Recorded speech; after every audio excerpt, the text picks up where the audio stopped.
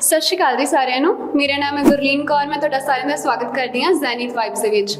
ਅੱਜ ਅਸੀਂ ਇੱਕ ਬੜੀ ਜਿਹੀ ਜਰਨਲ ਇੰਟਰਵਿਊ ਲਵਾਂਗੇ ਜਿਸ ਦੇ ਵਿੱਚ ਟੈਕਨੀਕਲ ਕੁਐਸਚਨਸ ਪੁੱਛੇ ਜਾਣਗੇ ਉਹਨਾਂ ਤੋਂ ਜਿਨ੍ਹਾਂ ਨੇ AI ਦੀ ਫੀਲਡ ਦੇ ਵਿੱਚ ਕਾਫੀ ਕੰਮ ਕੀਤਾ ਹੋਇਆ ਹੈ, ਉਹਦੇ ਫੀਲਡ ਦੇ ਵਿੱਚ ਕਾਫੀ ਸਟੱਡੀ ਕੀਤੀ ਹੋਈ ਹੈ।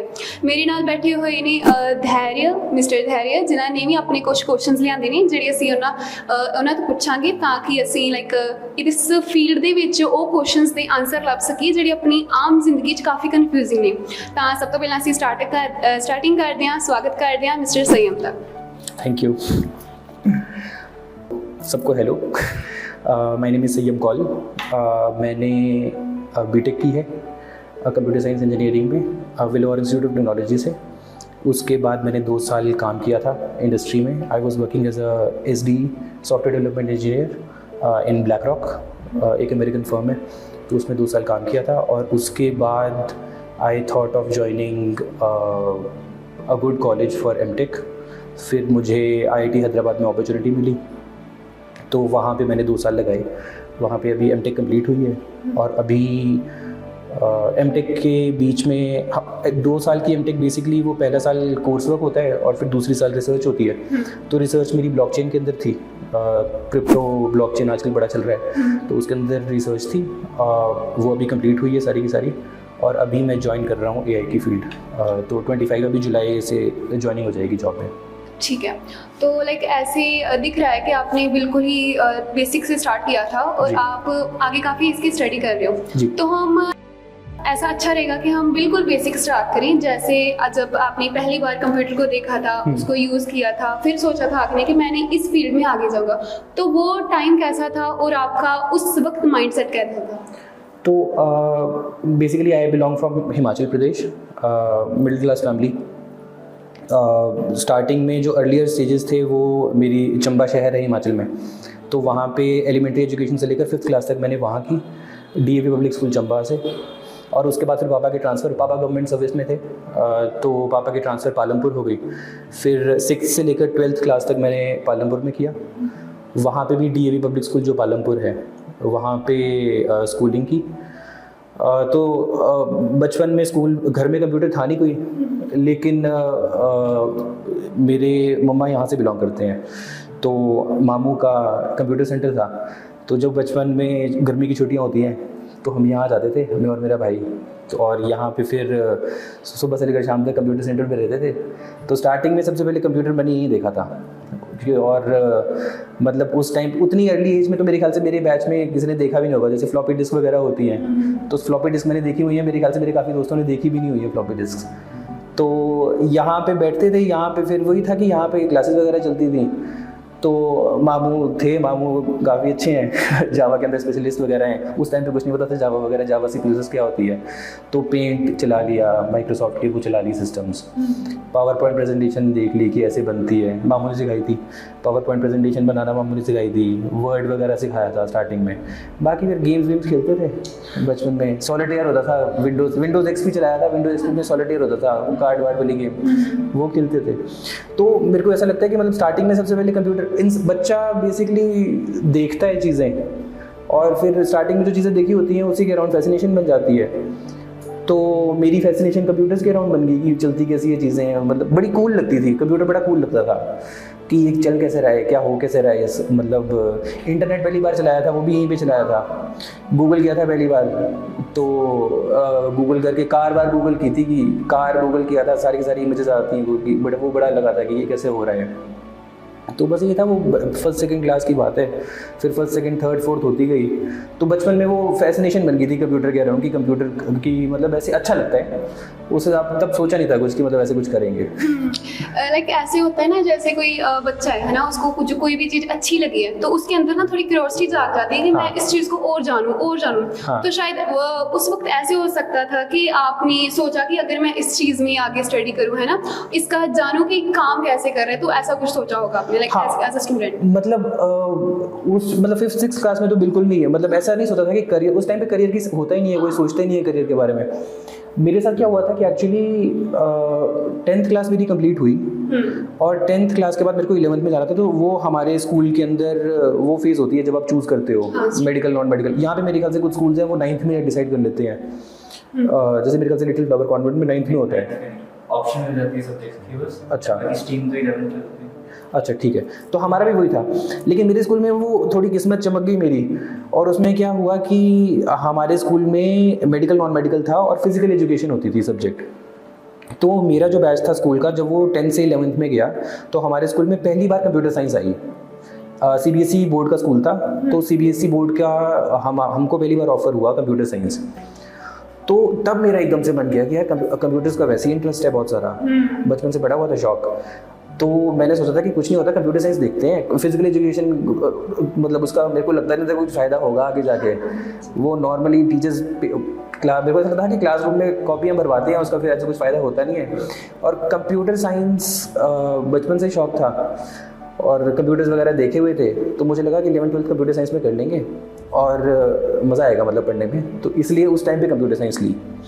और दूसरा फ़ायदा क्या हो गया कि फिर 11th में नॉन मेडिकल ले ली, क्योंकि उस टाइम पे उतना माइंडसेट बन गया था, 8th-9th के अराउंड उतना बन गया था कि इंजीनियरिंग वगैरह करेंगे। मेडिकल वगैरह साइड पे मेरा इंटरेस्ट था नहीं, और बीच में कंप्यूटर्स का इंटरेस्ट था। 11th में कंप्यूटर साइंस आ गई, वो ले ली। और उसके बाद फिर कंप्यूटर साइंस में होता क्या है कि बेसिकली आप 11th क्लास में सबसे एलिमेंट्री एजुकेशन होती है कंप्यूटर्स की, तो आप नॉर्मल C++ पढ़ते हो, और उसके अंदर फिर कि नॉर्मल फॉर वाइल लूप कैसे लिखते हैं, डेटा स्ट्रक्चर्स क्या होते हैं, बेसिकली उतना ही होता है 11th क्लास में। तो जो 10th क्लास की छुट्टियां थी उस टाइम पे मेरे ख्याल से मैं नहीं आया था यहाँ पे, मामू वहाँ आए थे, पालमपुर आए थे। तो मेरी मामू से डिस्कशन हुई थोड़ी कि ऐसा ऐसा हो रहा है, तो मेरे को फिर उन्होंने मेरे ख्याल से उस टाइम पे बताया था, उस टाइम के अराउंड, कि उनका है जावा वगैरह का, मतलब उन्होंने बताया कि मेरे को जावा आती है। मेरे को बाद में लगा कि वो जावा के ऐसे बहुत अच्छे स्पेशलिस्ट वगैरह हैं। तो उस टाइम पे वो जो छुट्टियाँ थी, उन्होंने 1 मंथ में मेरे को C++ जो मेरा पूरा साल का सिलेबस था वो 1 मंथ में करा दिया। तो मेरे लिए वो मतलब वो जो हैंड होल्डिंग है वो काफ़ी अच्छी हो गई, कि वरना वो जंप बहुत बड़ा हो जाता है स्टार्टिंग में, जो लैंग्वेज होती है वो समझ नहीं आती इतनी अच्छी तरह से। तो वो मामू ने मेरे को सिखा दी उतनी, तो मेरा वो 1 साल बड़ा अच्छा गया। तो मेरी वो स्टार्टिंग में ऑनबोर्डिंग जो होती है एक फील्ड के अंदर, वो बड़ी अच्छी हो गई। बेस स्ट्रांग हो गया। हाँ, वो एक बार बेस स्ट्रांग हो गया, क्योंकि टीचर भी अच्छे नहीं मिलते। टीचर मिलना, और फॉर एग्जांपल जैसे अगर आप दिल्ली में रहते हो, अगर आप मुंबई वगैरह में रहते हो, तो वहाँ पे अच्छे टीचर मिल जाते हैं। इस साइड हमारी साइड कम मिलते हैं, हिमाचल में हो गया, और यहाँ पे मतलब पंजाब वगैरह से वैसे जो रिमोट साइड है उस पर और मुश्किल से मिलते हैं। तो वो थोड़ी घर में गंगा बहरी थी, हमने हाथ धो लिए। ठीक है। तो बेसिकली यहाँ पर क्या होता है, जैसे हम 8th-10th में होते हैं ना, जैसी फील्ड में हमारे दोस्त जा रहे हैं हम भी वहाँ चले जाते हैं। हाँ भी कॉमर्स ले लिया तो मैं भी कॉमर्स ले लूँगा, है ना, नॉन मेडिकल ले लिया मैं भी नॉन मेडिकल। हमारे लाइक मेरी ले लो या फिर मेरी फ्रेंड्स की सिचुएशन ले लो, हमें ना डर भरा लगता है लाइक फिजिक्स में, केमिस्ट्री में, मैथ्स में, ये कैसे होगा। तो आपने वो कैसे हैंडल किया था +1 +2 में उस लेवल पर? नहीं मतलब 11th-12th में हाँ वो जंप होती है फिजिक्स केमिस्ट्री मैथ्स की, लेकिन मेरा मतलब बचपन से ही जो मेरी जैसे स्पेशली 5th के बाद जो पढ़ाई हुई है वो अच्छी हुई है। तो मतलब आई वॉज इन मतलब मैं टॉप नहीं करता था क्लास, लेकिन वो टॉप 5 टॉप 6 जो स्कूल के क्लास के टॉपर होते हैं, तो उनके अंदर तो मैं रहता ही था। छोटा भाई है वो भी वैसे ही था, मेरे से 1 साल छोटा है वो, तो उसका भी वो सेम था। तो हमारा स्टार्टिंग से ना घर में मतलब पढ़ाई का वैसे ही कल्चर है। पापा अपने टाइम पे पढ़ाई में बहुत अच्छे थे, उनकी मतलब मैथ्स उनको बहुत पसंद था, मैथ्स में काफ़ी अच्छे थे। मम्मा का भी बैकग्राउंड बहुत अच्छा है, मम्मा वो उन्होंने इंग्लिश के टीचर हैं वो रहे, उनका भी मैथ्स काफ़ी अच्छा था। तो हमारा वो थोड़ी सी वो हेल्प मिली है, और बाकी फिर हमारा इंटरेस्ट बन गया था बचपन से। मेरे को मैथ्स काफ़ी अच्छा लगता था। मेरे को ऐसा लगता है एक बार जैसे आप कोई चीज़ स्टार्ट करो और आप उसके अंदर अच्छे हो जाओ ना, अगर आपको रिजल्ट्स दिख जाएं स्टार्टिंग में, तो आपको चीज़ वो अपने आप अच्छी लगने पड़ती है। तो मार्क्स आते थे बचपन में मैथ्स के, तो अच्छे रिजल्ट्स आ रहे हैं, अच्छे मार्क्स आ रहे हैं, फिर अपने आप ही इंटरेस्ट मिल जाता है कि इसमें अच्छा आ रहा है, मज़ा आ रहा है करने का, तो करते गए। ठीक है। तो फिर उसमें वो इजी हो गया। फिर उसके आगे थोड़ा सा जंप लगता है। वो 11th-12th एक्चुअली हेक्टिक बहुत है, पढ़ाई और उसमें अगर आपको स्पेशली इंजीनियरिंग करनी है तो कोचिंग ज़्यादा इंपॉर्टेंट रहती है। तो हमने तो कोचिंग भी नहीं ली थी, हमने मतलब घर पे ही अपना किया, कोचिंग कुछ नहीं की। ओके। तो स्कूल में नॉर्मल पढ़ाई करते थे और एक मैथ्स की ट्यूशन होती थी वो करते थे, और फिर अपने आप से ट्राई करते थे खुद प्रिपेयर करने का। ठीक है, सही है। और जब आपने +2 कंप्लीट कर ली है ना, तो वो टाइम था ग्रेजुएशन करने का। हाँ। और ग्रेजुएशन जब हम कहते हैं तो हमारे सामने काफ़ी सारी फील्ड्स निकल जाती हैं, जैसे BA कर लो, BCA कर लो, BTech कर लो। तो आपने BTech किया हुआ है। हाँ जी। आपका जो ये डिसीजन है वो आपने खुद लिया या फिर किसी ने आपको बताया था? मेरा मतलब जैसे मैंने आपको बताया, हाँ। मेरा स्टार्टिंग से ही इंटरेस्ट बन गया था, कंप्यूटर्स में वैसे ही इंटरेस्ट था बचपन से। हाँ। और मैथ्स में वैसे ही मैं नेचुरली अच्छा था। मेरा 8th-9th के अराउंड बन गया था कि मेरे को मैथ्स वैसे ही करूँगा मैं, कि एकेडमिक के अंदर अगर करना है आगे कुछ तो मैथ्स के अराउंड ही करूँगा। तो मेरा अपने आप ही बन गया था कि इंजीनियरिंग ही करनी है। तो जैसे ही उसके बाद 11th-12th में जैसे JEE की तैयारी नहीं की थी, JEE मेंस JEE एडवांस जो IT के एग्ज़ाम्स होते हैं उसकी तैयारी की थी। उसके बाद वो एग्ज़ाम दिया, JEE मेंस क्लियर भी हुआ था। तो फिर वो उसके बाद फिर वही होता है कि इसके बाद तो BTech ही करनी है, तो फिर BTech के कोर्स किए थे। ठीक है। BTech में आपने स्पेशलाइजेशन की थी नेटवर्किंग और सिक्योरिटी, हाँ। है ना? उस चीज़ पर आपका फोकस कैसे गया, जहाँ फिर आपको कैसे लगा कि ये चीज़ इंटरेस्टिंग है, जहाँ इसमें स्कोप हो सकता है? हाँ, तो उसमें ऐसा था कि वो जो कॉलेज है वही ऑफर कर रहा था उस टाइम पे। तो एक नॉर्मल कंप्यूटर साइंस था, एक कंप्यूटर साइंस और 2 स्पेशलाइजेशंस थी उस टाइम पे मेरे कॉलेज में। एक डेटा साइंस की थी और एक कंप्यूटर्स और नेटवर्किंग की थी। तो मुझे मतलब ऐसे ही लगा कि करनी है तो स्पेशलाइजेशन कर लेते हैं और फिर उसमें से कोई एक चीज़ पिक कर लेते हैं। नेटवर्किंग बेसिकली होता क्या है उसके अंदर कि वो आपको पढ़ाते हैं कि जो कंप्यूटर्स हैं वो आपस में कनेक्ट कैसे करते हैं और वो नेटवर्क्स कैसे इस्टेब्लिश होते हैं, वाईफाई कैसे चलता है। तो ये सारी चीज़ें देखी हुई थी आसपास कि वाईफाई यूज़ ही करते थे, इंटरनेट भी यूज़ करते थे। तो ऐसे लगा कि ये सारी चीज़ें देखी हुई हैं, यूज़ भी करते हैं, तो थोड़ी फैसिनेशन भी होगी कि कैसे करते हैं, ये भी सीख लेंगे। तो बस उसके बेसिस पे रहा है कि मतलब जहाँ जहाँ इंटरेस्ट गया वहाँ बस वो करते गए। आगे उतना कुछ सोचा नहीं था कि इसका कल को क्या करेंगे क्या नहीं करेंगे, बस इंटरेस्ट था तो इंटरेस्ट के बेसिस पे सब्जेक्ट्स ले लिए और फिर वही पढ़ाई की। जैसे स्कूलिंग होगी, अभी कॉलेज में चलेगी, BTech कंप्लीट होगी, हाँ। उसके बाद आई जॉब की बारी। हाँ। और लेट्स से बाकी लोग जॉब करते हैं, काफ़ी सारी प्रॉब्लम्स आती है उनको। हाँ। कभी कुछ हो गया, कभी कुछ हो गया, ओवर थिंकिंग होती है। आपने भी जॉब करी है BlackRock, तो आपको क्या क्या प्रॉब्लम्स आई थी, क्या क्या वो पॉइंट्स है जो पॉइंट आप सोचते हो कि आगे कोई आपका जूनियर है उसको आप हेल्प कर सकते हो? तो जॉब के टाइम पे मेरे को भी प्रॉब्लम नहीं आई थी क्योंकि वो मेरी मतलब वो कैंपस प्लेसमेंट हुई थी और वो मतलब कंपनी बहुत अच्छी थी, पैकेज अच्छा था। तो जॉब के टाइम पे इतनी कोई दिक्कत नहीं आई। और वो अमेरिकन कंपनीज है, उनका अपना रूल होता है। वो मतलब BlackRock स्पेसिफिकली मतलब वो technically asset manage, it is the biggest asset manager in the world, उसका वैसा है। तो उनके अपने जो सिस्टम्स हैं वो जैसे एम्प्लॉयज़ को ट्रीट करते हैं वो काफ़ी अच्छा है। ओवर वर्क और वैसा कुछ नहीं होता उन कंपनीज़ में। तो मेरी वो चीज़ उसमें कोई दिक्कत नहीं आई थी। दिक्कत बस वो थी कि जब मैं जब BTech कर रहा था तो उस टाइम पे मेरे को वो था कि एक तो सबसे पहले मेरे को था कि मेरे को जॉब ही लेनी है स्टार्टिंग में, क्योंकि आपने इतनी पढ़ाई की होती है और वो मतलब BTech की बात नहीं होती है। आप मतलब बचपन से पढ़ना शुरू करते हो, आप बोलना सीखते हो, चलना सीखते हो, फिर आप नॉर्मल नंबर सीखते हो, फिर आप 10th तक पढ़ते हो, फिर 12th पढ़ते हो, फिर अब आपने एक चीज़ पढ़ी है। तो मुझे ऐसा लगता था कि अब इतना सब कुछ पढ़ा है तो इस सब को यूज़ करके मतलब जो मतलब आउटर वर्ल्ड है उसके अंदर ये सब कुछ यूज़ करके कुछ फ्रूटफुल तो दिखे खुद को, कि जो सब कुछ पढ़ा है उसका कुछ फ़ायदा तो हुआ है, मुझे ऐसा लगता था। तो इसलिए मेरा था कि मतलब एक अच्छी जगह पे अगर एक मतलब अच्छी कंपनी में अगर कोई जॉब मिल जाए और सॉफ्टवेयर डेवलपमेंट की जॉब मिले तो काफ़ी अच्छा रहेगा। हाँ, और फिर वो कॉलेज के अंदर VIT से मैंने की, तो VIT के अंदर कंपनीज आती हैं तो उसमें कैंपस प्लेसमेंट हुई थी। कैंपस प्लेसमेंट के अंदर BlackRock भी आई थी, तो उसके प्रोसीजर वो पूरा जो भी स्टेप्स थे वो फॉलो किए, इंटरव्यूज़ वगैरह दिए और वहाँ पे हो गया था। तो वहीं कॉलेज से ऑफ़र मिला था और फिर उसके बाद 2 साल जॉब की, 2 साल जॉब। फिर उसके बाद जो टफ़ टाइम है मेरे को ऐसा लगता है कि वो टफ़ टाइम पढ़ाई का ज़्यादा था। और उसके बाद कंपनी में अब एक जगह फिर वो एक अच्छी कंपनी है, एक अच्छा काम है, काम इंटरेस्टिंग है, इतने बड़े स्केल पे काम होता है, वो पूरी दुनिया की मतलब अलग अलग जगह पे काम चलता है। और फिर वो तो मेरे लिए वो बहुत अच्छा एक्सपीरियंस था BlackRock का 2 साल का, वैसा है। लेकिन नॉर्मली लोग क्या करते हैं, कॉलेज कंप्लीट की वजह से जॉब कर ली और वहाँ पे ही रहते हैं कि पूरे लाइफ टाइम में जॉब करेंगे। हाँ। माइंडसेट नहीं रहता जैसे आपने करा। हाँ। जॉब के दौरान एग्जाम क्रैक करा, स्टडी करी, IIT में गए तो वो माइंडसेट कहाँ से आया कि अभी मेरे को मास्टर्स करनी है देन आगे जाना? हाँ, तो वो उसमें बेसिकली ऐसा है कि मतलब मैंने 2 साल जॉब की है। तो पहले साल मेरे को बहुत मज़े आए थे। पहला साल तो मतलब काम भी बहुत अच्छा था, पैसे भी बहुत अच्छे थे तो मुझे फिर उसमें कोई दिक्कत नहीं हुई। और पहले साल के बाद फिर ना वो एक बार वो थोड़ा वैसा लगने लग पड़ता है कि अच्छा पूरी ज़िंदगी यही करना है क्या, कि पूरी ज़िंदगी सुबह उठो, ऑफिस जाओ, ऑफिस में काम वैसा ही है, इसी सेम चीज़, कोड वोड लिखना है, सॉफ्टवेयर बनाना है, उसको पुश करना है और फिर उसके बाद वापस आना है।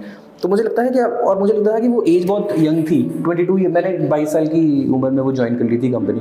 तो फिर मुझे लगा कि अभी टाइम है, अभी मतलब अभी का टाइम है, कुछ कर लेते हैं एक्स्ट्रा कुछ और मतलब। और मेरे को ऐसा लग रहा था कि थोड़ा बोरिंग हो गया है कि मतलब ठीक है ये तो हो ही रहा है, मतलब ऐसा मुझे ऐसा लग रहा था कि सब कुछ ऑटो पायलट पे चल रहा है अब कुछ। हाँ, वो कंफर्ट, मतलब वो 2 चीज़ें होती हैं। एक तो मतलब वही बात है कि कुछ लोगों का होता है कि एक बार कंफर्ट मिल गया तो फिर उसमें कोई दिक्कत नहीं है, वो बहुत अच्छे। मेरे 2-3 दोस्त हैं वो वहीं पे हैं और वो बहुत अच्छा कर रहे हैं अभी ज़िंदगी में। और इवन जैसे कुछ के तो पैकेज मेरे से बहुत ज़्यादा है, अभी जो मैंने ज्वाइन किया है उससे भी बहुत ज़्यादा है, क्योंकि वो सिर्फ उसी कंपनी के अंदर ज्वाइन कर रहे हैं। लेकिन मुझे लगा कि अभी मतलब टाइम है और अभी एक बार और 2-3 जितनी भी जो टफ चीज़ें हैं कुछ और कर लेते हैं, कुछ ट्राई मार लेते हैं, अगर कुछ निकला तो निकला। तो उस टाइम भी फिर मुझे लगा कि मतलब मास्टर्स भी है तो मास्टर्स भी कर लेते हैं, कुछ और पढ़ लेंगे ज़्यादा। और दूसरी चीज़ ये है कि मैंने जो मेरी बीटेक की पढ़ाई हुई थी उसके अंदर नेटवर्क्स था, नेटवर्क की स्पेशलाइजेशन थी और नॉर्मल जो कंप्यूटर्स की पढ़ाई होती है वो थी। और लेकिन सेम टाइम पे फिर एकदम से क्रिप्टो का ब्लॉकचेन का बूम आया और फिर AI के अंदर बहुत ज़्यादा एकदम से 2017-18 के बाद से ही वो होने लग पड़ा, काफ़ी एडवांसमेंट आने लग पड़ी। तो मुझे लगा कि अब जैसे मेरी पूरी फील्ड ही है तो मुझे इसके बारे में और पढ़ना चाहिए। हाँ। और अगर एक ढंग की जगह से पढ़ूँ, यूट्यूब पे सारी नॉलेज, मतलब इंटरनेट पे तो सब कुछ अवेलेबल है आज के डेट में, आप इंटरनेट पे भी पढ़ सकते हो, लेकिन अगर एक ढंग की जगह से पढ़ाई हो इस बारे में तो वो भी अच्छा रहेगा। तो इसलिए फिर मैंने सोचा कि एमटेक कर ली जाए। ठीक है। तो एमटेक में जाने से पहले मैं थोड़ा सा वापस आना चाहती हूँ, जो अपनी ब्लैक रॉक में जॉब की थी ना, वो आपने बताया कि फाइनेंशियल कंपनी थी जिसमें हाँ। सब कुछ फाइनेंस का होता था। हाँ। तो क्या होता है, हम जो इस लाइफ में लाइक यहाँ पर बैठकर जो देखते हैं, जो वीडियोस देखते हैं, उस फाइनेंशियल लाइक जो भी एडवाइस होती है उसमें और जो आपने रियल वर्क किया वहाँ पर, उसमें क्या फ़र्क था दोनों में? हाँ, एक तो बेसिकली जो इंटरनेट पे एडवाइस है, फाइनेंशियल एडवाइस आजकल, जैसे फॉर एग्जांपल जो इन्वेस्टमेंट की एडवाइस मिलती है, ये सब ये पर्सनल इन्वेस्टमेंट होती है। ये सारी की सारी चीज़ है कि पर्सनल खुद के अगर आपको फाइनेंसेस अपने करने हैं मैनेज, तो उसके बारे में एडवाइस होती है। और दूसरी चीज़ ये है कि यूट्यूब पे आजकल काफ़ी वो भी है, कोई गारंटी नहीं है कि वो जो सामने इंसान बोल रहा है वो कितना अच्छा बोल रहा है, कितना गलत बोल रहा है, कोई वो नहीं है। ब्लैक रॉक वो एक अलग ही दुनिया है पूरी की पूरी। उसके अंदर आप पर्सनल फाइनेंस उतना नहीं जाते। वो जो कंपनी बेसिकली उसका वो जो पूरा का पूरा बिजनेस है वो क्या करता है कि वो पैसे लेता है और फिर पैसे मैनेज करता है अपने क्लाइंट्स के। तो वो क्लाइंट्स नॉर्मल रिटेल क्लाइंट्स भी हैं, तो रिटेल क्लाइंट्स जैसे हम हो गए, कोई इंडिविजुअल हो गया, और वो बड़े बड़े इंस्टीट्यूशंस भी होते हैं। Okay. तो बड़े बड़े इंस्टीट्यूशन जैसे इन द सेंस कि जैसे फॉर एग्जांपल जो यूनाइटेड किंगडम की जो रॉयल फैमिली है, उनकी जो ट्रेजरी है, Okay. उसको भी ब्लैक रॉक मैनेज करता है। जो जैसे गूगल की जो भी बड़ी बड़ी कंपनीज हैं उनके अपने पास पैसे होते हैं तो वो भी मैनेज करता है। और इनका बहुत ही ज़्यादा मतलब एक पूरा का पूरा सिस्टम बना हुआ है, एक पूरी की पूरी टेक्नोलॉजी इस्टेब्लिश हुई है, कंप्यूटर्स बहुत यूज़ होते हैं। Black rock one of the first ऐसी कंपनीज थी जिसने ये बहुत जल्दी फोरसाइट कर लिया था कि आने वाले टाइम में कंप्यूटर्स बहुत ज़्यादा होने वाले हैं, तो हर चीज़ में कंप्यूटर जाएगा। तो फाइनेंस में जो मैनेजमेंट है, इन्वेस्टमेंट्स है, उसके अंदर भी कंप्यूटर जाएगा, इन्होंने बहुत पहले सोच लिया था। तो फिर इसके बेसिस पे इन्होंने अपनी टेक्नोलॉजीज बनाई, आज के टाइम पे अपनी टेक्नोलॉजीज बेचते भी हैं। ठीक है। तो वो जो इन्फॉर्मेशन है, वो जो नॉलेज है, वो बहुत ज़्यादा है इनके पास और वो बहुत गेट कैप्ड है। Okay. तो आप जैसे फॉर एग्जांपल आज की डेट में जो ट्रेडिंग वगैरह है, हाँ। वो तो जो नॉर्मल यूट्यूब पे मिलती है और मुझे नहीं लगता कि किसी को करनी चाहिए। Okay. क्योंकि पहली बात आपके पास उतनी नॉलेज नहीं है, आपके पास उतनी इन्फॉर्मेशन नहीं है। और जो ये कंपनीज़ हैं जो भी इन्वेस्टमेंट करती हैं, इनके पास नॉलेज बहुत ज़्यादा है, इन्फॉर्मेशन बहुत ज़्यादा है, इनके पास बहुत जल्दी आती है और इनके पास आप ऐसे समझिए कि कम से कम हज़ारों की उसमें कंप्यूटर्स लगे होते हैं जो कंप्यूटर्स इन्वेस्टमेंट डिसीजंस लेते हैं। Okay. वो एक नॉर्मल इंसान ले नहीं सकता। तो उसमें नहीं जाना चाहिए। और जैसे अगर आप म्यूचुअल फंड इन्वेस्टमेंट्स कर रहे हैं वैसे कर रहे हैं वैसे करनी चाहिए, और एक्सपर्ट की आप लेनी चाहिए। खुद अगर आपको इतनी नॉलेज नहीं है तो नहीं करनी चाहिए। ठीक है, जैसे आप बिल्कुल स्टार्टिंग से कर रहे हैं तो आपके पास काफ़ी टाइम है, तो आप सिप स्टार्ट कर सकते हैं। हाँ, ऐसा कुछ कर हाँ, सकते हैं ना। हाँ, सिप्स कर सकते हैं आप। और जो मुझे ऐसा लगता है जो ट्रेडिशनल इन्वेस्टमेंट जैसे गोल्ड है, हाँ, वो काफ़ी सिक्योर्ड है, वो करना चाहिए। क्रिप्टो का आजकल बहुत चल रहा है, वो उसके अंदर भी बहुत सारे, अगर आपको मतलब मेरा सिंपल सा कहना ये है कि अगर आपको नॉलेज नहीं है उतनी तो हाँ आपको पूरी समझ होनी चाहिए, उसके बाद ही आप करें, वरना आप ना करें। हाँ, क्योंकि आधी नॉलेज भी बहुत ज़्यादा बुरी हो जाती है ना। नॉलेज हो तो मतलब ट्रेडिंग का तो वैसा है कि ट्रेडिंग का तो अब डेटा पब्लिक हो चुका है इंडिया में, और वो डेटा कहता है कि 10 में से जो 9 लोग हैं वो नुकसान ही करते हैं अपना। 10 में से एक ऐसा इंसान है जो प्रॉफिट करता है, और वो प्रॉफिट करता ही इसलिए है क्योंकि वो उसको नॉलेज है उतनी। और जो इन्वेस्टमेंट वाली पूरी की पूरी फील्ड है, ये पूरी की पूरी अलग फील्ड है, इसके लिए पढ़ाई करनी पड़ती है बहुत सारी। और अगर आपको नहीं है तो आपको नहीं जाना चाहिए इसके अंदर। आप अपना नॉर्मल, आपको बेसिकली अगर आपको पैसे ज़िंदगी में कमाने हैं तो आप अपना एक करियर पाथ चुनें और उसके अंदर बहुत अच्छा काम करें, उसके अंदर खुद को ग्रो करें। और आपकी जो प्राइमरी आपका जो सोर्स ऑफ इनकम है वो आपके करियर से आनी चाहिए। बाकी ये सब सेकेंडरी चीज़ें होती हैं। जब आप लाइक एमटेक की तैयारी कर रहे थे ना, तो अपनी EEET कुछ ऐसा टेस्ट दिया था। हाँ। उसमें आपका रैंक आया था 5th। हाँ। तो हम इमेजिन कर सकते हैं कि हमारी क्लास में अगर मैं 5th आ जाऊँ तो मैं बहुत खुश होती हूँ, है ना। मुझे बहुत खुशी होती है कि हाँ भाई मम्मा मैं तो 5th आ गई। और आपने ऑल इंडिया रैंक 5th लिया था। आपकी स्ट्रेटजी क्या थी, आपका सोचने का तरीका क्या था, वो जो आपने स्टडी की वो कितना समय की, कैसी क्वांटिटी थी और या फिर कैसी क्वालिटी थी, तो वो आप उसके बारे में हमें बता सकते हैं। ड्यूरिंग जॉब ही करा था। हाँ, तो ड्यूरिंग जॉब एक तो सबसे पहले वो जो डिसीजन है एमटेक करने का वो मैंने काफ़ी लेट लिया एक्चुअली। वो 2022 में मैंने मेरे ख्याल से अक्टूबर के अंदर ये ऐसा डिसाइड किया कि मेरे को एमटेक करनी, मतलब वो फाइनली मैंने डिसीजन लिया कि एमटेक करते हैं। तो इंडिया में जब आप एमटेक करते हो तो गेट का एग्ज़ाम होता है, तो आप गेट का एग्ज़ाम देते हो। तो वो अक्टूबर में उसका जो भी सिलेबस होता है, सिलेबस बेसिकली जैसे फॉर एग्जांपल मेरा कंप्यूटर साइंस का बैकग्राउंड है, तो गेट में आप चूज़ करते हो कि आप गेट किस इंजीनियरिंग की फील्ड में दे रहे हो। तो मैंने कंप्यूटर साइंस चूज़ किया। उसके अंदर उसका सिलेबस होता है पूरा का पूरा। तो बेसिकली ये सिलेबस कुछ नहीं, जो आप बीटेक के अंदर जो सेकेंड और थर्ड ईयर का सिलेबस होता है, जो भी कंप्यूटर के फंडामेंटल सब्जेक्ट्स होते हैं वो आपको पूरे पढ़ने होते हैं, और उसके बाद वो उसका एग्ज़ाम लेते हैं, वो गेट का MCQ बेस्ड एग्ज़ाम होता है। तो उसकी मैंने अक्टूबर में प्रिपरेशन स्टार्ट की। तो वो अक्टूबर, नवंबर, दिसंबर और मेरे ख्याल से फरवरी में एग्ज़ाम होता है जितना मुझे याद है। तो मेरा क्या हुआ कि मेरा अक्टूबर, नवंबर, दिसंबर, जनवरी तक मेरा सिलेबस हो गया था प्रिपेयर। लेकिन मैंने जो होता है कि जैसे प्रीवियस ईयर क्वेश्चंस होते हैं पुराने टाइम की, और जो प्रैक्टिस होती है क्वेश्चन सॉल्व करने की, वो नहीं की हुई थी। तो मेरे सिर्फ सिलेबस पढ़ा था मैंने।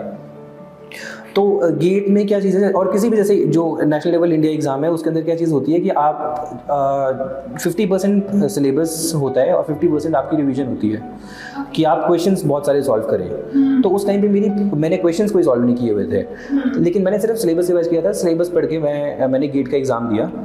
तो अब और मुझे उसमें ऐसा लग रहा था कि गेट का एग्ज़ाम दे दिया। गेट के हिस्टोरिकली उसमें क्या होता है कि 25-27 होती है कट ऑफ।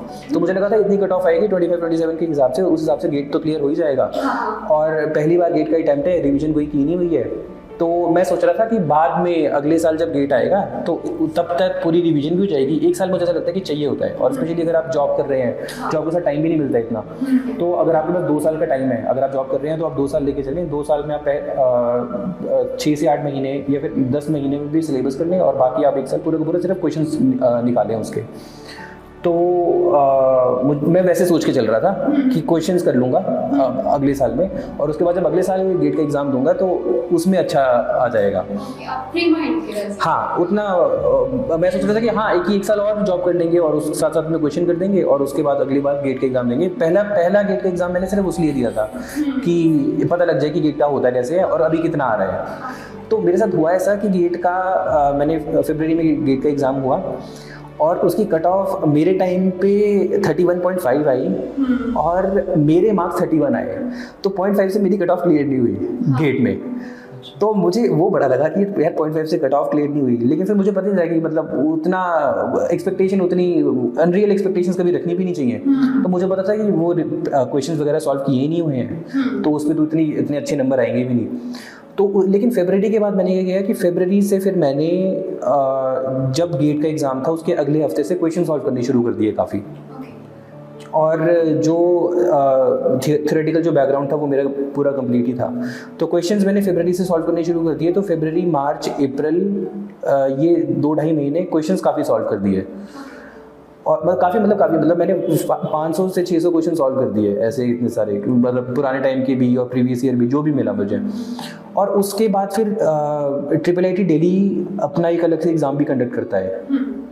तो IIIT दिल्ली काफ़ी अच्छा कॉलेज है, उसका AI का जो स्कूल है वो काफ़ी अच्छा है, तो मैंने वहाँ भी अप्लाई कर दिया। और अप्रैल में वो एग्ज़ाम हुआ। और फिर उस एग्ज़ाम के अंदर, क्योंकि मैंने वो सब कुछ पहले से प्रिपेयर किया हुआ था, तो उस एग्ज़ाम में फिर जो ऑल इंडिया रैंक है उनके अपने एग्ज़ाम में वो 5th आ गई। तो वो वैसा तो। और फिर उसके बाद मैंने वो एडमिशन ले भी ली थी IIIT दिल्ली में।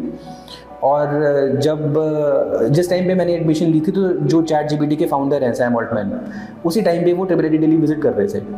तो वो भी एक कोइंसिडेंस हो गया था कि मैं वहाँ पे एडमिशन ली, और पहले टाइम आपको स्टार्टिंग में ही उनकी कोई कॉन्फ्रेंस वगैरह थी, तो उनका मतलब हमको लिंक विंक आ गए थे, तो हमने वो भी अटेंड की थी। तो कॉलेज ज्वाइन कर लिया था। सेम टाइम पे मैंने जो IIT हैदराबाद है, IIT हैदराबाद क्या करता है कि उनकी मेरे ख्याल से 15 से 20 सीट्स ऐसी होती हैं आज की डेट में, जो इंटरव्यूज़ के बेसिस पे चलती हैं।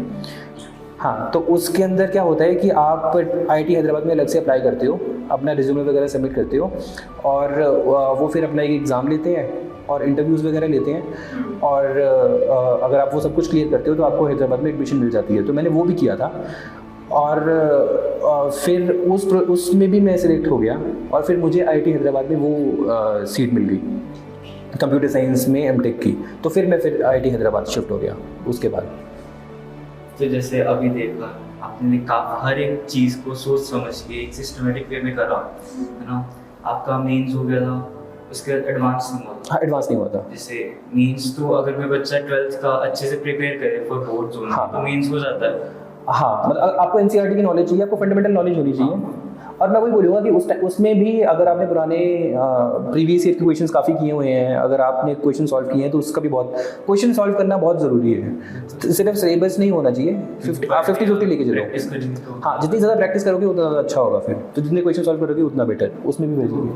तब अगर आपका बाकी बच्चों में से कई बच्चे होते हैं कि मेंस हो जाता है, एडवांस में होता है, तो ड्रॉप के लिए सोचते हैं। हाँ। अगर आपका भी वैसा माइंडसेट रहता तो आप एक साल ड्रॉप कर लेते। हाँ। एंड क्या पता आज यहाँ पे ना होते हैं, कहीं और होते हैं, इससे भी नीचे होते हैं। हाँ। तो उन बच्चों के लिए क्या बोलना चाहोगे कि उन्हें ड्रॉप लेना चाहिए, या तब जो भी कॉलेज में मिले वहाँ पे कर लो, अच्छे से BTech कर लो for engineers only, and then आप जैसे आप बाद में IIT में गए तो वहाँ से एक्सपीरियंस हासिल कर सकते हो। मतलब मेरे अकॉर्डिंग ड्रॉप कोई बुरी चीज़ नहीं है।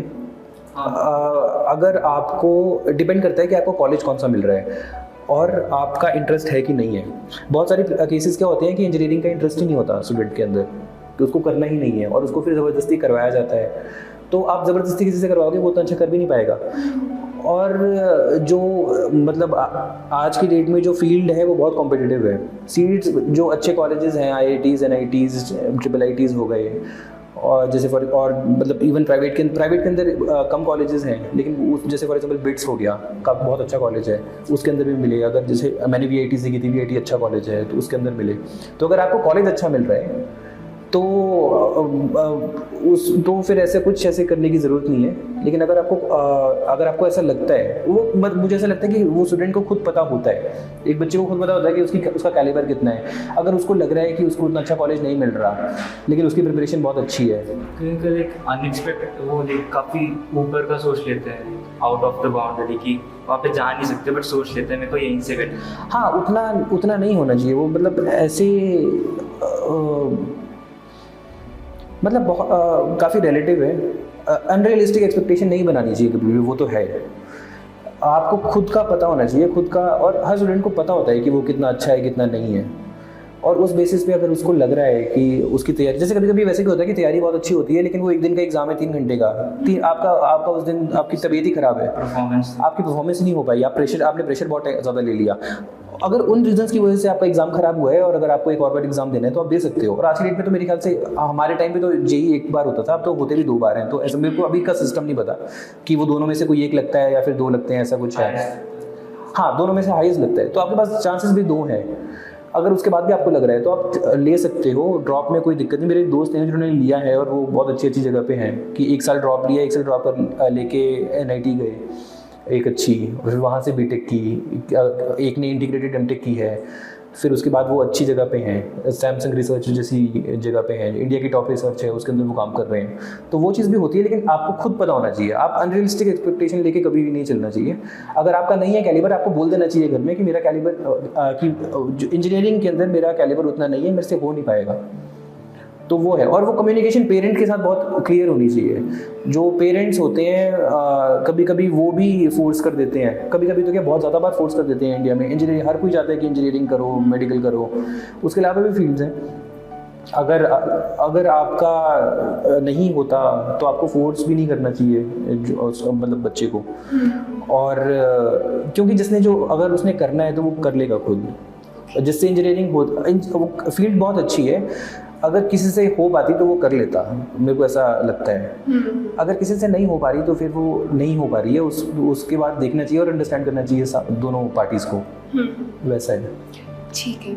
तो आपका जब एमटेक कर रहे थे आप, है ना, 2 साल आपने वहाँ पे बिताए, तो हम थोड़ा सा हम जानना चाहेंगे कि जो आम कॉलेज होते हैं ना बीटेक वगैरह वास्ते, और जो एमटेक आपने IIT हैदराबाद में की, लास्ट टाइम मैं वीडियो देख रही थी कि IIT हैदराबाद में कुछ खास क्या है ना, वहाँ पर मैंने 1-2 बच्चों की वीडियो देखी कि उनका वीक कैसे गया, उनका डे कैसे गया।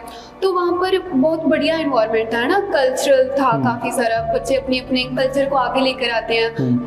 वहाँ पर और करिकुलर एक्टिविटीज़ भी होती हैं, है ना, जो भी सब्जेक्ट समझाते हैं बहुत अच्छे तरीके। तो मैं चाहती हूँ कि आप उस 2 सालों का थोड़ा सा ग्लिम्स हमको दें, क्या हुआ था हाँ, तो बेसिकली IIT हैदराबाद अभी आज का टाइम देखे तो मेरे ख्याल से 8th हाईएस्ट IIT है इंडिया के अंदर। तो और IIT हैदराबाद की स्पेशलाइजेशन क्या है कि वो रिसर्च ओरिएंटेड इंस्टीट्यूट है। अब वो IITs बेसिकली क्या होते हैं कि वो ऑटोनॉमस इंस्टीट्यूट्स होते हैं, तो इनके ऊपर कोई बॉडी नहीं होती है अलग से। जैसे फॉर एग्जांपल नॉर्मल सिस्टम क्या होता है कि एक यूनिवर्सिटी होती है, फिर एक कॉलेज होता है उसके अंदर, और यूनिवर्सिटी का सिलेबस होता है, उसके बेसिस पे सब कुछ कॉलेजेस वगैरह चलते हैं। इनका वैसा कोई सिस्टम नहीं है। इसमें क्या होता है कि ऑटोनॉमस इंस्टीट्यूट्स हैं सारे के सारे, ये अपना जो सिलेबस है, जो भी पढ़ाने का तरीका है, वो सब कुछ खुद डिसाइड करते हैं। और मेरे ख्याल से जो टॉप IITs हैं उनकी एक बॉडी है अलग से, सेनेट की एक बॉडी है, उसके अंदर वो आपस में डिसाइड करते हैं कि आगे क्या करना है। तो हर एक की अपनी कुछ खासियत है। जो IIT हैदराबाद है उसकी खासियत क्या है कि वो रिसर्च ओरिएंटेड कॉलेज है, पूरा का पूरा इंस्टीट्यूट पूरा रिसर्च ओरिएंटेड है, और वो चाहता ये है कि जो इंडिया की रिसर्च है वो बहुत आगे जाए। तो उसके अंदर इवन जो हर एक डिपार्टमेंट है अलग अलग, जैसे फॉर एग्जांपल एरोनॉटिकल इंजीनियरिंग का डिपार्टमेंट है, मैकेनिकल का है, सिविल का है, इवन जो बायोटेक्नोलॉजी बायोमेडिकल का इंस्टीट्यूट है, जो स्कूल है कॉलेज के अंदर, उनकी जो रिसर्च है वो इंडिया में आज की डेट में जो रिसर्च हो रही है वो टॉप रिसर्च वहाँ पे होती है। तो बेसिकली आप ऐसा समझो कि जो भी नई चीज़ आनी है दुनिया में, जो अभी नई चीज़ चल रही है, जो भी नेक्स्ट चीज़ के बारे में एक्सपेरिमेंट चल रहे हैं, रिसर्च चल रही है, वो जो इंडिया के टॉप इंस्टीट्यूट्स होते हैं वो वहाँ पे हो रहा है आज की डेट में। जैसे फॉर एग्जांपल अगर मैं आपको एग्जांपल दूं कि मतलब अगर मैं अपने डिपार्टमेंट का एग्जांपल भी ना दूं, अगर मैं बायोटेक्नोलॉजी बायोमेडिकल इंजीनियरिंग का एग्जांपल दूं, तो आज की डेट में IIT हैदराबाद के अंदर रिसर्च चल रही है कि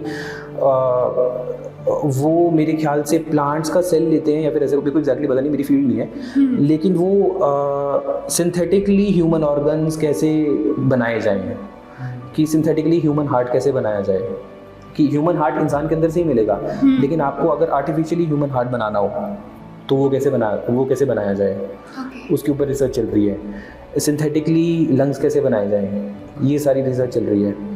और इसका अगर ये जैसे फॉर एग्जांपल अगर ये रिसर्च सक्सीड होती है तो आने वाले टाइम में आपको अगर किसी को अगर हार्ट ट्रांसप्लांट कराना है, बहुत महंगी चीज़ है आज की डेट में। हार्ट ट्रांसप्लांट आज की डेट में हो सकता है कि आपको किसी का हार्ट निकालना पड़ता है और फिर आप डालोगे, लेकिन अगर आप आर्टिफिशियली हार्ट बनाने लग पड़े तो वो कॉस्ट बहुत नीचे आएगी, वो आप बहुत सारे हार्ट्स बना सकते हो, बहुत लोगों का फ़ायदा होगा।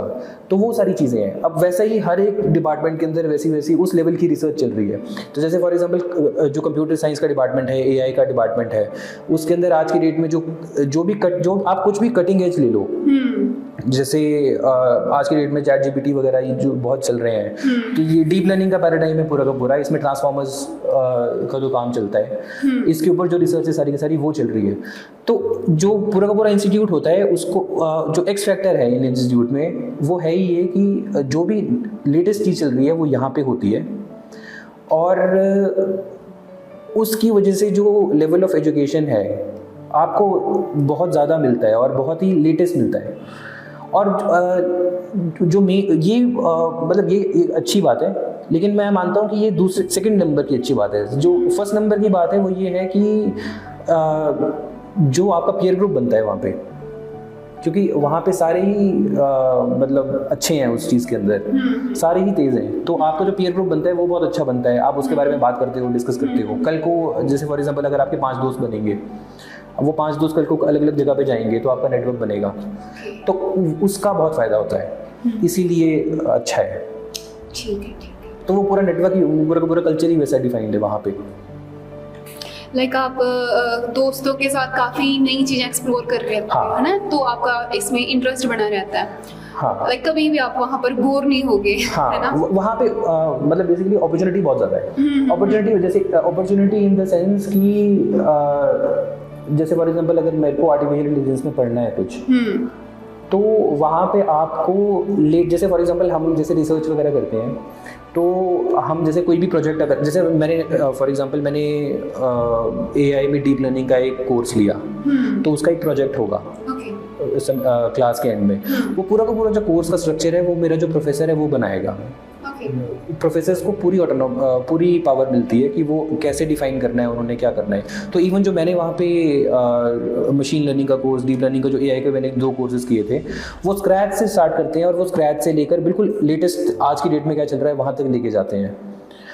और ये इतना ही नहीं है, अगर कल को कोई नई चीज़ आ जाएगी वो भी कोर्स के अंदर ऐड हो जाएगी डायरेक्टली।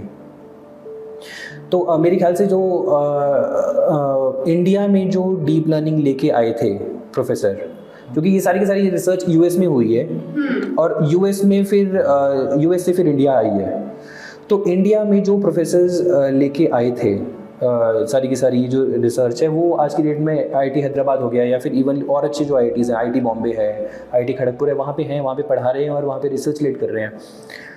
तो जैसे फॉर एग्जांपल मैं आपको एआई भी नहीं, मैं आपको कोई और एग्जांपल दूंगा, जैसे ब्लॉकचेन है, क्रिप्टोग्राफी है। तो आज की डेट में इंडिया में जैसे हम यूपीआई यूज़ करते हैं, तो यूपीआई अभी रिसेंटली 2015-16 में बना था ये। तो अब यूपीआई से काफ़ी हेल्प हुई है इंडिया को, और सब कुछ ट्रांजैक्शंस ऑनलाइन हो गई हैं, उसकी बहुत बेनिफिट्स हैं। वैसे ही आज की डेट में एक एनबीएस की रिसर्च चल रही है इंडिया में, गवर्नमेंट ऑफ इंडिया का इनिशिएटिव है। तो NBS is national blockchain service. तो नेशनल ब्लॉकचेन सर्विस, उसमें ब्लॉकचेन को यूज़ करके हम कैसे कैसे गवर्नमेंट स्कीम्स के अंदर यूज़ कर सकते हैं, वो सब कुछ आने वाले टाइम में होगा। तो उसकी जो टेक्नोलॉजी कैसे बनेगी, क्या बनेगी, उस सब पे काम चल रहा है। और वो एक पूरा का पूरा एक इंटीग्रेटेड इनिशिएटिव है। उसके अंदर आईआईटी मेरे ख्याल से खड़गपुर है, आईआईसी बैंगलोर है, आईआईटी हैदराबाद है। तो मेरे जिनके अंडर मैंने अपनी थीसिस की है, एमटेक की जो मेरी थीसिस थी, जो मेरे प्रोफेसर थे, वो प्रोफेसर उस एनबीएस की जो पूरी रिसर्च हो रही है उसको लीड उसके हेड हैं, उस पूरे डिपार्टमेंट के। तो ऐसी चीज़ें हैं वहाँ पे, कटिंग चीज़ें। आप जो भी इंडिया में अभी रिसेंटली होने वाला है, या फिर जो भी रिसर्च है, जो भी टेक्नोलॉजी है, वो कैसे यूज़ होती है, वो सब चलता है इसके यहाँ पे इन इंस्टीट्यूट्स में। तो बस ये अलग है, बाकी सब कुछ सेम है, बाकी कोई दिक्कत नहीं है। बाकी सारे मज़े मारते हैं, पार्टी वार्टी करते हैं, कोई दिक्कत नहीं है। तो लाइक जैसे आप अभी जॉब करोगे एंड आपका करियर ठीक है, लाइफ ठीक है, सब कुछ कर लिया, एंड ये सब कुछ करने का हर एक का एक अपना रीज़न होता है, तो आपका भी एक रीज़न रहेगा। तो जो मेन मोटिवेशन थी वैसे ऐसा रीज़न तो मेरे को अभी सोचना पड़ेगा लेकिन मेन मोटिवेशन वही थी कि मुझे ऐसा लगता है कि अगर आप मल्टीपल चीज़ें करोगे, जैसे बचपन से ही अगर आप मल्टीपल चीज़ें देखते हो फिर आपका अपने आप ही इंटरेस्ट बन जाता है। तो प्राइमरी फैक्टर तो वही होता है कि आपका एक चीज़ में इंटरेस्ट बन गया और आप फिर वो कर रहे हो। और दूसरी चीज़ मेरे को जो मतलब मुझे ऐसा लगता है कि आप एक ना वो आदत उस चीज़ में मज़ा आने लग पड़ता है कि अगर आप एक टफ़ चीज़ करोगे और आप वो टफ़ चीज़ कर ईजी चीज़ करने में तो कोई फ़ायदा ही नहीं है, ईजी चीज़ तो सारे कर लेते हैं, तो उसमें उतना फिर मज़ा आता नहीं है। मज़ा आता है कि अगर आपने कोई टफ़ चीज़ की, कोई रेयर चीज़ की, जैसे फॉर एग्जांपल अगर आप रेयर चीज़ इन द सेंस कि अगर आपने नॉर्मली जेई ही निकाल दिया, अगर आपने जेई निकाला, अगर आपने एडवांस निकाला, अगर आप अंडरग्रेड उतने अच्छे कॉलेज में जा रहे हो तो आपने इतने ज़्यादा लोगों में बैठ के आपने वो कंपटीशन क्लियर किया है, तो उसका मज़ा ज़्यादा आता है टफ चीज़ करने का। एक टर्निंग पॉइंट भी होता है ना लोगों का कि लाइक इस पॉइंट से लाइक हिट करता है कि अब करना है मेरे को। हाँ, वो आप शुरू से थी कि नहीं वो सीरियसनेस आ जाती है एट मतलब 9th 10th क्लास के अराउंड। एक वो सोसाइटी भी हो जाती है कि अब कुछ करना, आगे सोचना पड़ेगा। और मतलब एक तरह से आप ऐसे देखो कि एक तरह से एक गेम ही है कि एक गेम के अलग अलग लेवल्स हैं। अब वो जो 9th 8th 9th 10th class की जो उम्र होती है वो एक लेवल आता है आपके टाइम पे कि जब जो गेम चल रही है, गेम ऑफ लाइफ जो चल रही है, अब वो एक नेक्स्ट लेवल पे जा रही है और उस नेक्स्ट लेवल की रिक्वायरमेंट ये है कि अब आपको आगे कुछ सोचना है और आपको कुछ करना है। तो हर एक लेवल के अपने अपने टास्क होते हैं। तो उस लेवल तो जो उस गेम का लेवल है, उस गेम का जो टास्क है, आप वो जितनी अच्छे तरीके से करोगे, आप वो लेवल पास करोगे तो आपको उतना मज़ा आता है वो गेम खेलने में। तो वैसे ही है, जैसे जैसे चीज़ें होती गई वैसे वैसे वो टास्क आते गए, वैसे वैसे उन टास्क को ट्राई करो। सारे टास्क क्लियर होते नहीं है, कभी कभी जैसे फॉर एग्जांपल मेरा मेंस क्लियर हुआ था, मेरा एडवांस क्लियर हुआ ही नहीं था, तो कोई दिक्कत नहीं, उसमें अंदर अगर एक सेटबैक आ भी गया तो आगे और अपॉर्चुनिटी आएगी, आगे नेक्स्ट चीज़ पे ट्राई करो। लेकिन मेरा हमेशा ऐसा रहा है कि मतलब हमेशा एक जो गोल है वो थोड़ा हाई होना चाहिए, गोल इतना लो नहीं होना चाहिए। आप काफ़ी हाई गोल रखो और उसको फिर अटेन करने का ट्राई करो। और वो जो मज़ा होता है ना वो एक्चुअली जर्नी में होता है। आप जैसे फॉर एग्जांपल अगर आपने एक अच्छा खासा गोल रखा और अगर आप हर दिन उससे थोड़ा थोड़ा पास जा रहे हो तो वो हर दिन आपको अच्छा लगता है कि अगर अब मैं इतना पास हो गया, अब मैं इतना पास हो गया, वो ही रियल मोटिवेशन। हाँ, वो एक रियल मोटिवेशन बन जाती है फिर। और जैसे फॉर एग्जांपल हम मिडिल क्लास बैकग्राउंड से आते हैं तो हमारी एक मतलब एक फाइनेंशियल अपलिफ्टमेंट होनी चाहिए पूरी फैमिली की कि और तो वो भी एक मोटिवेशन है। और मतलब मुझे ऐसा नहीं लगता कि पैसा एक बुरी मोटिवेशन है। आप एक फैमिली से आते हो, आपके ऊपर फैमिली ने इन्वेस्ट किया है, मिडिल क्लास में पेरेंट्स बहुत ज़्यादा इन्वेस्ट करते हैं बच्चे के ऊपर, तो आपका फिर वो बनता है कि आप थोड़ा अपलिफ्टमेंट लेके आओ, और वो भी एक फैक्टर होता है। और जैसे जो मतलब पैसा एज अ मोटिवेशन एक अच्छी मोटिवेशन है, और एक टाइम पे जाके आपको लग जाता है पता कि वो it is not the only motivation. जैसे फॉर एग्जांपल मेरे को जब मैंने ब्लैक रॉक ज्वाइन किया था तो ब्लैक रॉक ज्वाइन करने पे जो मेरी पहली मंथ की सैलरी आई थी वो मेरे को बहुत मज़ा आया था, तो दूसरे मंथ में भी बहुत मज़ा आया था, तीसरे में तो बहुत ज़्यादा मज़ा आया था। लेकिन उसके बाद फिर आपको लग जाता है पता कि मतलब ठीक है ये तो सैलरी आती रहेगी, उसके बाद और कुछ भी होना चाहिए, वो एक बड़ा बोरिंग हो जाता है एक टाइम पे। और वो चीज़ तभी, ये चीज़ आप एक्सपीरियंस तभी करोगे जब आप मतलब उस जगह पे जाओगे। जब तक आप उस जगह पे नहीं जाओगे आप एक्सपीरियंस कर नहीं पाओगे। तो मेरी भी मनी एक मोटिवेशन थी कि मेरे को, मैं जब बीटेक कर रहा था तो मेरे को एक अच्छी कंपनी चाहिए थी क्योंकि वो ज़्यादा पैसा देती है, और money is something that I went after कि भाई पैकेज अच्छा होना चाहिए, वो होना चाहिए। लेकिन एक बार फिर वो अटेन हो गया तो फिर मुझे लगा कि आप कुछ और करते हैं, फिर वो कुछ और बन गया कि अब जैसे फॉर एग्जांपल एक और बार ट्राई कर लेते हैं मास्टर्स का, को बेटर करने का। हाँ, कि वो जॉब में कंटिन्यू करना इजी था, जॉब छोड़ के एक रिस्क लेना, वापस मास्टर्स करना, फिर मास्टर्स करके वापस ट्राई करना कि एक अच्छी जॉब मिले, वो ज़्यादा रिस्की काम था। लेकिन वो उस टाइम पे एडवेंचरस भी ज़्यादा था तो उसमें ज़्यादा मज़ा आया, तो वैसा है। ओके, तो लाइक आपने जो भी सारी स्टडी की है ना, सारी कंप्यूटर्स में है, कंप्यूटर साइंस में, एआई में, इंजीनियरिंग में, तो जो स्टडी का लेवल होता है ना वो आम जिंदगी से, आम हमारे जैसे बच्चों से लाइक काफ़ी ऊपर है। तो हम जो एआई के बारे में सोचते हैं और आप जो एआई के बारे में सोचते हो उसमें क्या डिफरेंस है? एक तो जो आम अभी जो चीज़ चल रही है वो आम चीज़ चल रही है कि एआई आएगा और सारी जॉब खा जाएगा, हाँ, इंसानों को रिप्लेस कर देगा। तो मतलब आम लोग तो ऐसे सोचते हैं। आम मेरे को ऐसा लगता है कि आम लोगों में डर ज़्यादा है, हाँ, और एक्साइटमेंट कम है। तो लेकिन मतलब मुझे ऐसा लगता है कि आप एक्साइटमेंट ज़्यादा होनी चाहिए और डर उतना कम होना चाहिए, क्योंकि मतलब एट द एंड एक टेक्नोलॉजी है। अब जैसे फॉर एग्जांपल इसमें क्या है कि जैसे फॉर एग्जांपल मैं बहुत पीछे इसे स्टार्ट करते हैं, तो बहुत पीछे से जैसे फॉर एग्जांपल मेरे ख्याल से 1440s के अराउंड फ्रेंच रेवोल्यूशन हुई थी। तो वहाँ पे क्या हुआ था, 14 एज वो ईयर गलत हो सकता है, लेकिन फ्रेंच रेवोल्यूशन में क्या हुआ था कि स्टार्टिंग में सबसे पहले ना जैसे किताबें वगैरह बनती थी तो किताबें लोग लिखते थे, तो वहाँ पे लोगों को एम्प्लॉय किया जाता था और उनको फिर दिया जाता था काम, और फिर वो किताबें हैंड रिटन लिखते थे और फिर वो हैंड रिटन किताबें बिकती थी। तो गुटेनबर्ग मेरे ख्याल से इंसान था, उसने प्रिंटिंग प्रेस बनाई, तो वो एक नई टेक्नोलॉजी आई प्रिंटिंग प्रेस की। उस प्रिंटिंग प्रेस से हुआ क्या कि जो किताब लिखने की ज़रूरत थी वो किताब लिखने की ज़रूरत हट गई। अब उसके दो नज़रिए हैं देखने के। तो आप पहला नज़रिया ये देख सकते हो कि जितने भी लोग वो एम्प्लॉयड थे जो लिखते थे वो अनएम्प्लॉय हो गए। लेकिन दूसरा नज़रिया ये है कि वो प्रिंटिंग प्रेस आई। अब उस प्रिंटिंग प्रेस से हुआ क्या कि जितना टाइम एक किताब को बनने में लगता था वो ड्रास्टिकली कम, वो 10 टाइम्स रिड्यूस हो गया। जो किताब मेरे ख्याल से 10 दिन में बनती थी वो 1 दिन में बनने लग पड़ी, क्योंकि मशीन जल्दी छाप सकती है। और उससे नई अपॉर्चुनिटी ज़्यादा आई। नई अपॉर्चुनिटी इन द सेंस वो थोड़ा ना उसमें ऐसा देखना पड़ता है कि जैसे फॉर एग्जांपल अगर एक साल के अंदर 100 किताबें ही बनती हैं, ठीक है, तो वो 100 किताबें बनाने के लिए 100 लोग एम्प्लॉय हुए हैं। अब क्या हुआ, प्रिंटिंग प्रेस आई, तो प्रिंटिंग प्रेस आने से वो 100 लोग अनएम्प्लॉयड हो गए, ठीक है। लेकिन अब वो साल में जो 100 किताबें बनती थी अब वो कम से कम 1 लाख बनेंगी, ठीक है। अब वो 1 लाख प्रिंटिंग प्रेस बनाएगी, तो आपको उतनी ज़्यादा प्रिंटिंग प्रेस चाहिए। इसका मतलब वो जो कंपनी है जो प्रिंटिंग प्रेस बनाती है उसके अंदर उतनी ज़्यादा कैपेसिटी इंक्रीज हुई है प्रिंटिंग प्रेस बनाने की। उस प्रिंटिंग प्रेस को ऑपरेट करने की जो कैपेसिटी है वो उतनी ज़्यादा इंक्रीज हुई है।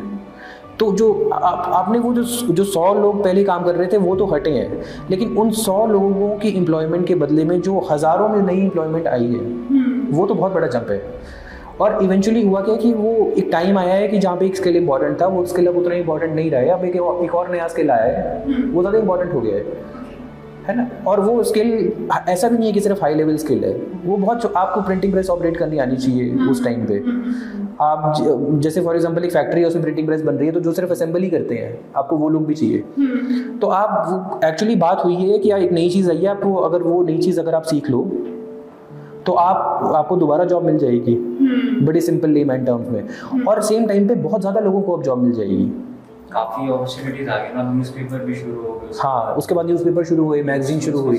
अब सिर्फ नंबर देखोगे, जैसे फॉर एग्जांपल अगर 100 किताबें बन रही हैं तो 1 लाख बन रही हैं, 10 लाख बन रही हैं, वो कितना बड़ा जंप है। जैसे अगर मैं ऑथर हूँ है ना, तो मेरी 100 किताबें बने तो सिर्फ मेरी स्टेट में जाएंगी, अगर मेरी 1 लाख किताबें बने तो शायद अगले देश में भी जाए। हाँ, इससे मेरी भी मार्केटिंग और उससे ना, और ये मतलब इसका second order third order impact बहुत बड़ा होता है। जैसे फॉर एग्जांपल पहले सिर्फ 100 किताबें बन रही हैं तो वो 100 किताबें ही बिकेंगी, लेकिन खरीदने वाले तो बहुत सारे हैं, ठीक है। तो उसमें होता क्या है, जो जितना ज़्यादा पैसा देगा उसको वो किताब पहले मिलेगी। इसका मतलब एक किताब की कॉस्ट बहुत महंगी है, डिमांड एंड सप्लाई का, क्योंकि अब प्रिंटिंग प्रेस आ गई। अब 100 नहीं मिल रही, अब 10 लाख बन रही हैं सेम टाइप की किताबें, ठीक है। लेकिन खरीदने वाले तो उतने ज़्यादा नहीं आए ना एकदम से, तो इसका मतलब अब एक किताब की कॉस्ट कितनी रिड्यूस हो गई है, वो चीज़ कितनी सस्ती हो चुकी है।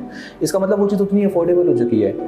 अब वो एक किताब जो एक ही बंदा खरीद सकता था क्योंकि वो बहुत महंगी थी, अब वो कम से कम हज़ारों खरीद सकते हैं, वो मासेस तक जाएगी, वो नॉलेज मासेस तक गई। और उस टाइम पे तो था, अब जैसे फॉर एग्जांपल अब उस टाइम पे क्या हुआ कि वो जो नॉलेज थी वो होती किताबों से सेग्रीगेट थी, फिर इवेंचुअली नीचे होते होते एक नई टेक्नोलॉजी आई, इंटरनेट। इंटरनेट ने क्या किया कि वो जो किताब आपको खरीदनी पड़ती थी वो किताब आप इंटरनेट पे डाल दी। अब इंटरनेट से हर जगह वो उसकी और मास में गई। अब वो जो इन्फॉर्मेशन है वो आज के टाइम पे इन्फॉर्मेशन के लिए आपको पैसा देना ही नहीं पड़ता। जैसे फॉर एग्जांपल, और जैसे अभी हम आईआईटी की बात कर रहे थे, जो अच्छे कॉलेजेस हैं उनकी बात कर रहे थे, अगर आपको जो चीज़ वहाँ पढ़ाई जाती है, अगर आपको वो चीज़ पढ़नी है, आप वो चीज़ फ्री में पढ़ सकते हो, क्योंकि इन सब कॉलेजेस ने यूट्यूब पे डाला हुआ है। जैसे इंडिया में आईआईटी बहुत अच्छे हैं, ग्लोबली अगर आप देखो तो एमआईटी बहुत अच्छा है, अमेरिका का हार्वर्ड बहुत अच्छे कॉलेजेस हैं।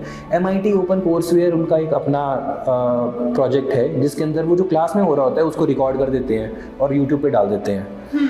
क्योंकि बस एक नई टेक्नोलॉजी आई है, तो उससे उतना बड़ा इम्पैक्ट हो गया कि अब मैं घर बैठे बैठे एक हार्वर्ड की क्लास लगा सकता हूँ और वो चीज़ सीख सकता हूँ।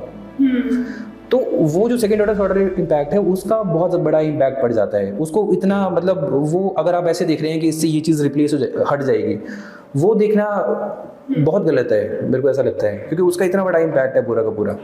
तो सेम लेवल पे अब जैसे 2000 में इंटरनेट आया, 1990s का इंडिया में भी अगर आप मानो, 1998 में मेरे ख्याल से गूगल इस्टेब्लिश हुआ, तो अब उसके बाद वो सारी की सारी ग्रोथ हो रही है।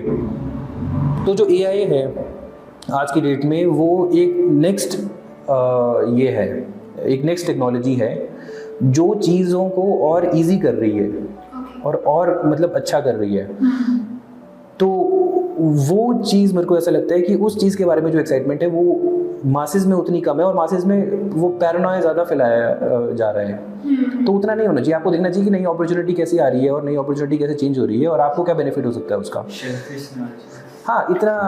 सेल्फिश नहीं होना चाहिए। और उस एआई की आज के टाइम पे बहुत ज़्यादा फ़ायदे हैं। बहुत सारी चीज़ें हैं जो पहले बहुत सारे लोग नहीं कर पाते थे, लेकिन अब उसकी मदद से कर पाएंगे। जैसे फॉर एग्जांपल अगर हम यहीं की बात करें, तो यहाँ पे ऐसे बहुत सारे लोग होंगे जो आइल्स की तैयारी करते हैं, इंग्लिश वगैरह की तैयारी करते हैं। उनको इंग्लिश जो कि बाहर जाना होता है तो एग्ज़ाम देना पड़ता है वो वाला। अब उसके लिए वो क्लासेस वगैरह लगाते थे, लेकिन आप ChatGPT का यूज़ करके या फिर कोई भी ऐसी टेक्नोलॉजी का यूज़ करके आप घर बैठे बैठे एक बहुत अच्छा ट्यूटर लेके आ सकते हो। क्योंकि आप ऐसे समझो कि जैसे फॉर एग्जांपल अगर आप इंग्लिश सीख रहे हो किसी ट्यूटर से, आप इसलिए सीख रहे हो इसलिए क्योंकि उसने वो चीज़ सीखी है, इसका मतलब उसने चीज़ें पढ़ी होंगी। तो जो जैसे ChatGPT है, ChatGPT ने पूरा का पूरा इंटरनेट पढ़ा है हिस्टोरिकली। जितने भी आर्टिकल्स छपे हैं, जितने भी पेपर छपे हैं, उसने वो सब कुछ पढ़ा हुआ है, तो उसके पास उतनी नॉलेज है। तो और वो है ही जो फर्स्ट सोर्स ऑफ ट्रेनिंग है वो है ही इंग्लिश के अंदर। तो अगर आप ChatGPT का सही यूज़ करो, उसको थोड़ा यूज़ करने का तरीका आना चाहिए। अगर आप सही यूज़ करो तो वो आपके लिए पर्सनल इंग्लिश ट्यूटर हो सकता है, जिससे आप बात कर सकते हो इंग्लिश में और आप इंग्लिश सीख सकते हो। तो उससे कितना ज़्यादा इम्पैक्ट है आपको, मतलब जो गाँव में बंदा बैठ रहा है या फिर गाँव में एक बच्चा है जो पैसे भी नहीं दे सकता, लेकिन उसके पास आज के डेट में फ़ोन सबके पास है। फ़ोन की UPI गाँव में चलता है। अगर UPI गाँव में चलता है इसका मतलब इंटरनेट है। अगर इंटरनेट है इसका मतलब आप ChatGPT फ़ोन में चला सकते हो, तो आप उसको यूज़ करके वो सीख सकते हो। तो जस्ट एन एग्जाम्पल, वो कितना बड़ा इम्पैक्ट है और उससे फ़ायदा कितना हो रहा है वो भी है। तो वो चीज़ें ये पूरा का पूरा ओवरऑल देखना चाहिए, मुझे ऐसा लगता है। हाँ, तो लाइक आज के टाइम पे ChatGPT हो गया तो one of the most famous AI bot है। तो उसको हम कोई भी क्वेश्चन पूछते हैं एंड वो रिप्लाई करता है, उसका आंसर देता है। एंड तो वो आंसर कहाँ से करता है, उसके पास वो डाटा कहाँ से आता है, वो पूरा समराइज कैसे करता है उसको। हाँ, तो इसमें मतलब ये बहुत टेक्निकल हो जाएगा बहुत सारा, तो उतनी टेक्निकल हम जाएंगे ही नहीं। ये बेसिकली हो क्या रहा है कि आप ऐसे समझो कि जैसे फॉर एग्जांपल आपने ChatGPT खोला, तो आप ChatGPT में एक नॉर्मल क्वेश्चन डालते हो और आपको बस एक रिस्पांस आता है। तो वो जो रिस्पांस जहाँ गया है वहाँ पे एक अलग से मशीन है, और वो मशीन ट्रांसफार्मर बेस्ड मशीन होती है। ट्रांसफार्मर एक 2017-18 में एक सेल्फ अटेंशन का कॉन्सेप्ट आया था डीप लर्निंग के अंदर। तो उसके बेसिस पे फिर काफ़ी ज़्यादा रिसर्च हुई और आगे वो चीज़ें बनती गई। तो फिर एक अटेंशन बेस्ड मॉडल्स अभी बनने शुरू हुए हैं रिसेंटली, और उसके बेसिस पे एक मशीन बनी है। वो मशीन बेसिकली करती क्या है कि उस मशीन ने बहुत सारा डेटा ऑलरेडी देखा हुआ है। तो जैसे मैं बोलूँगा कि वो मशीन ट्रेन हो गई है और उस मशीन ने बहुत सारा चीज़ें लर्न कर ली हैं। तो लर्न करना इन द सेंस कि जैसे फॉर एग्जांपल उस मशीन को होता क्या है कि उस मशीन को हम एक इनपुट देते हैं और उस मशीन को एक आउटपुट देते हैं। ट्रांसफार्मर में ऐसा होता नहीं, लेकिन नॉर्मली ऐसा है। तो जैसे इनपुट है, अच्छा, जैसे फॉर एग्जांपल नॉर्मली कंप्यूटर कैसे चलता है? Computer process. Input processing output. तो मैं एक इनपुट दूंगा, फिर एक स्टेप्स हैं बने हुए, उन स्टेप्स के बेसिस पे वो इनपुट प्रोसेस होगा और फिर वो एक आउटपुट आएगा। ठीक है। जो एआई वाली चीज़ है पूरी की पूरी, एआई वाली चीज़ थोड़ी उल्टी है। एआई वाली चीज़ में क्या होता है कि हम इनपुट देते हैं और हम वो प्रोसेसिंग के स्टेप्स नहीं देते हैं, हम इनपुट देते हैं और हम आउटपुट देते हैं, और फिर हम कंप्यूटर को बोलते हैं कि ये जो इनपुट है इसके साथ ऐसा ऐसा आउटपुट आता है। तो अब तू मुझे बता कि क्या स्टेप्स फॉलो हुए होंगे कि ये ऐसा आउटपुट आ रहा हो। तो जैसे फॉर एग्जांपल मैंने क्या किया कि मैंने एक प्रोग्राम बनाया, वो एक नंबर का स्क्वायर कर देता है। अच्छा। तो मैंने 1 डाला तो वो आउटपुट 1 देगा, वो 2 मैंने 2 डाला 4 देगा, 3 डाला तो 9 देगा। तो ये मैंने जो चीज़ है ये मैंने पहले एक प्रोग्राम बना लिया है अलग से, मैंने स्टेप्स डिफाइन कर दिए हैं। ठीक है। लेकिन एआई में क्या होता है कि एआई में मैं उसको 1 दूंगा और आगे 1 लिखूंगा आउटपुट, फिर 2 दूंगा आगे 4 लिखूंगा, 3 दूंगा आगे 9 लिखूंगा। और जो एआई वाला मॉडल है ये, तो एआई के अंदर एक मशीन लर्निंग की डोमेन है। तो machine learning is all about pattern recognition. तो वो पैटर्न चेक करता है कि अच्छा ऐसे इनपुट पे ऐसा आउटपुट आ रहा है, ऐसे इन पे ऐसा आ रहा है, तो वो पैटर्न आइडेंटिफाई कर लेता है। और उस पैटर्न पे फिर अगर अब जैसे फॉर एग्जांपल मैंने उसको इनपुट दिया, जो मैंने उसको, अब इसको बोलते हैं ट्रेनिंग डेटा, कि मैंने इसके ऊपर मैंने ट्रेन कर लिया सिस्टम। तो मैंने ट्रेनिंग लेट से उसको दिया 1 से लेकर 100 तक। ठीक है। तो 1 से लेकर 100 तक वो सब डेटा एनालाइज करेगा और अपने एक पैटर्न आइडेंटिफाई करेगा कि उसको, कि वो बोलेगा कि मुझे ऐसा लग रहा है कि ये पैटर्न फॉलो हो रहा है, जब कि ऐसा आउटपुट का। और अगली बार अगर मैं उसको फिर 101 का पूछूंगा, फिर वो मेरे को एक आंसर देगा। ठीक है। फिर मैं चेक करूंगा कि ये जो आंसर है ये एक्चुअली कितना सही है। ठीक है। तो अगर जैसे फॉर एग्जांपल 101 का जो स्क्वायर है, जो एक्चुअल स्क्वायर है और जो मॉडल ने रिटर्न किया, अगर उसमें थोड़ा डिफरेंस है तो वो उसको हम एरर बोलते हैं। फिर उस एरर के बेसिस पे वो जो मॉडल है वो और ट्रेन होता है। तो लेकिन नॉर्मल वर्क नहीं करता, जैसे जावा में हम कोड लिख देते हैं। हाँ, तो अब जैसे होता क्या है कि अब जैसे फॉर एग्जांपल ये जो है, ये मैंने बहुत फंडामेंटल एग्जांपल बताया। ठीक है।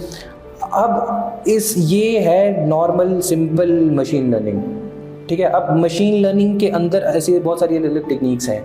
उसके अंदर फिर एक चीज़ आती है न्यूरल नेटवर्क्स। फिर वो जो न्यूरल नेटवर्क्स है उसकी एक अलग फील्ड स्टार्ट होती है, डीप लर्निंग। उसके अंदर बहुत सारी चीज़ें हैं। फिर उसके अंदर एक चीज़ आई 2017 में, एक चीज़ आई थी अटेंशन। वो अटेंशन क्या करता है बेसिकली कि उसमें वो ऐसा एज्यूम करता है कि एक इंग्लिश का पैराग्राफ है, तो वो हर एक वर्ड है, आप ऐसे समझो कि एक वर्ड एक टोकन है। ठीक है। तो जैसे फॉर एग्जांपल अगर मैंने बोला उसको कि जैसे फॉर एग्जांपल मैंने उसको बोला कि मैंने जैसे आपको बोला कि I am at a bank to withdraw money. ठीक है।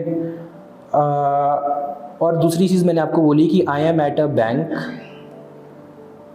And there are some boats around. ठीक है। तो पहले वाले में बैंक कौन सा था और दूसरे वाले में बैंक कौन सा था, ये 2 अलग चीज़ें हैं। जो पहली स्टेटमेंट थी उसके अंदर बैंक है, जो बैंक होता है, जैसे SBI हो गया, HDFC। जो दूसरी स्टेटमेंट है, I am at a bank and there are some boats around, इसका मतलब वो जो बैंक है वो एक रिवर का बैंक है। तो ये हमने कैसे फिगर आउट किया इंसानों ने? ये हमने क्या किया, वो जो बैंक है वो individually there is no meaning in that word, लेकिन उसके आसपास के जो वर्ड्स हैं उसके अंदर उसका जो कॉन्टेक्स्ट है डिफाइन करता है उसको। हाँ, उसका जो कॉन्टेक्स्ट है वो डिफाइन कर रहा है कि उस वर्ड का मतलब क्या है एक्चुअली। तो जो अटेंशन है वो मतलब मैं ओवरऑल समझा रहा हूँ, लेकिन वो वैसे चलती है। तो वो होता क्या है कि जैसे फॉर एग्जांपल अगर मैंने उसको, अब जैसे पीछे एक ट्रांसफॉर्मर मॉडल है, तो वो जो ट्रांसफॉर्मर का मॉडल है, अगर उसको मैंने एक पैराग्राफ दिया है इंग्लिश का, वो पूरे के पूरे इंग्लिश के वर्ड्स देखेगा।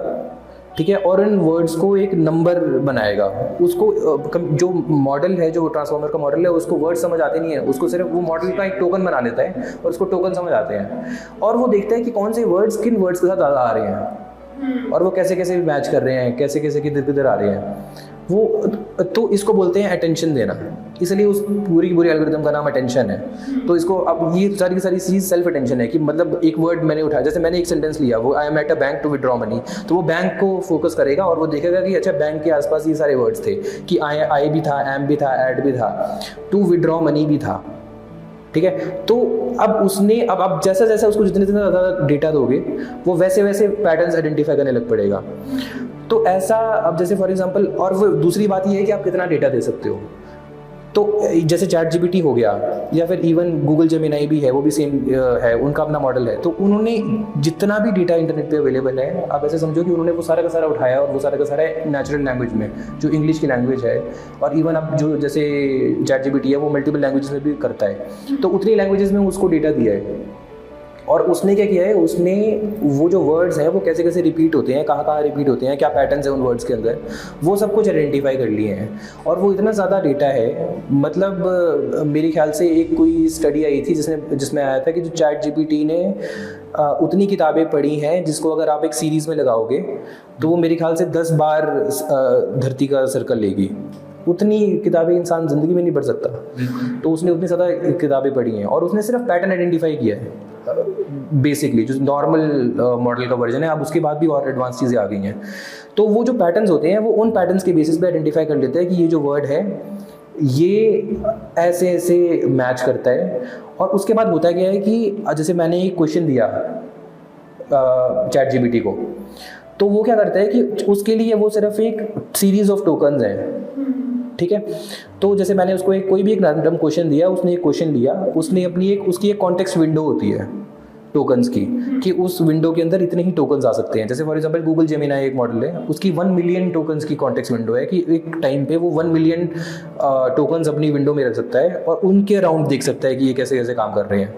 तो जैसे मैंने उसको बोला कि what is the capital of India, तो उसके लिए वो सारे टोकन्स हैं, ठीक है। तो उसने ट्रेनिंग के टाइम पे क्या किया होगा, उसने ट्रेनिंग के टाइम पे इंडिया, कैपिटल, व्हाट ऐसे करके ना अलग अलग टोकन्स देखे होंगे। और उसने ट्रेनिंग के टाइम पे साथ में दिल्ली भी देखा होगा, कि उसने ऐसे बहुत सारा डेटा पढ़ा होगा जिसमें लिखा होगा कि the capital of India is Delhi. तो अब वो क्या करते हैं कि हमने उसको इनपुट दिया जो एक क्वेश्चन है, उसके लिए वो एक सीरीज ऑफ टोकन्स है, ठीक है। और वो सारे के सारे टोकन्स देखता है और उन टोकन्स के बेसिस पे वो ये प्रेडिक्ट करता है कि अगर ऐसे टोकन्स आ रहे हैं तो नेक्स्ट टोकन क्या होगा। तो जैसे फॉर एग्जांपल मैं बोलूँगा कि the capital of India is blank, तो वो देखेगा कैपिटल इंडिया, तो वो आगे प्रेडिक्ट करेगा दिल्ली। लेकिन ये डिपेंड करता है कि, तो इनको प्रेडिक्टिव मॉडल्स बोलते हैं, कि वो टेक्निकली क्या कर रहा है, वो नेक्स्ट टोकन प्रेडिक्ट कर रहा है। स्टोर्ड है वही जो आप दे दो। अब इसमें क्या है कि ये जो चीज़ है ना, जो जितना भी डेटा जिसके ऊपर वो ट्रेन होता है, वो उसने स्टोर नहीं किया है कहीं भी। उसने पैटर्न आइडेंटिफाई कर लिया है कि कौन सी चीज़ कैसे कहाँ पे किधर यूज़ होती है। जैसे हम भी वैसे करते हैं। हम जब पढ़ते हैं, हमने पढ़ा what is the capital of India, the capital of India is Delhi. तो ये हमने रट्टा थोड़ी मारा है। अब ऐसा जैसे इंसान रट्टा भी मार सकते हैं, और मॉडल भी ऐसा हो सकता है कि उसने रट्टा मार लिया हो। तो जब मॉडल अगर वो क्रैम ही कर रहा है पूरा का पूरा, अगर वो रट्टा ही मार रहा है, तो उसको बोलते हैं ओवरफिटिंग, की मॉडल ओवरफिट हो चुका है, जो कि अच्छा नहीं है। हमारा काम ये है कि मॉडल, जब हम किसी बच्चे को पढ़ाते हैं तो बच्चे का, हमारा भी काम वो होता है ना कि बच्चा सिर्फ उसका रीज़न सीखे, वो एक्चुअली में सीखे कि ये चीज़ें चल कैसे रही हैं, मीनिंग क्या है उसके पीछे। हमारा इसमें भी, ये ट्रेनिंग में भी ऐसा होता है कि वो पैटर्न सीखे और वो पैटर्न्स आइडेंटिफाई करे और फिर उन पैटर्न्स के बेसिस पे आंसर निकाले, वो क्रैम ना करे। तो जैसे फॉर एग्जांपल अगर आप ये सारे के सारे ट्राई कर सकते हैं कि आप क्या करो कि आप कोई भी रैंडम एक पोएम है, आप एक पोएम उठाओ और उस पोएम के अंदर कुछ वर्ड्स निकाल दो जो बहुत फेमस पोएम है, वो कुछ वर्ड्स निकाल के उनको अंडर ब्लैंक कर दो और वो अलग अलग मॉडल्स को दो। आप जेमिनाई को भी दो, परप्लेक्सिटी को भी दो, ChatGPT को भी दो, और फिर उनको बोलो कि इस पोएम को कंप्लीट करें, तो वो सारे सेम पोएम कंप्लीट करेंगे। क्योंकि ऐसा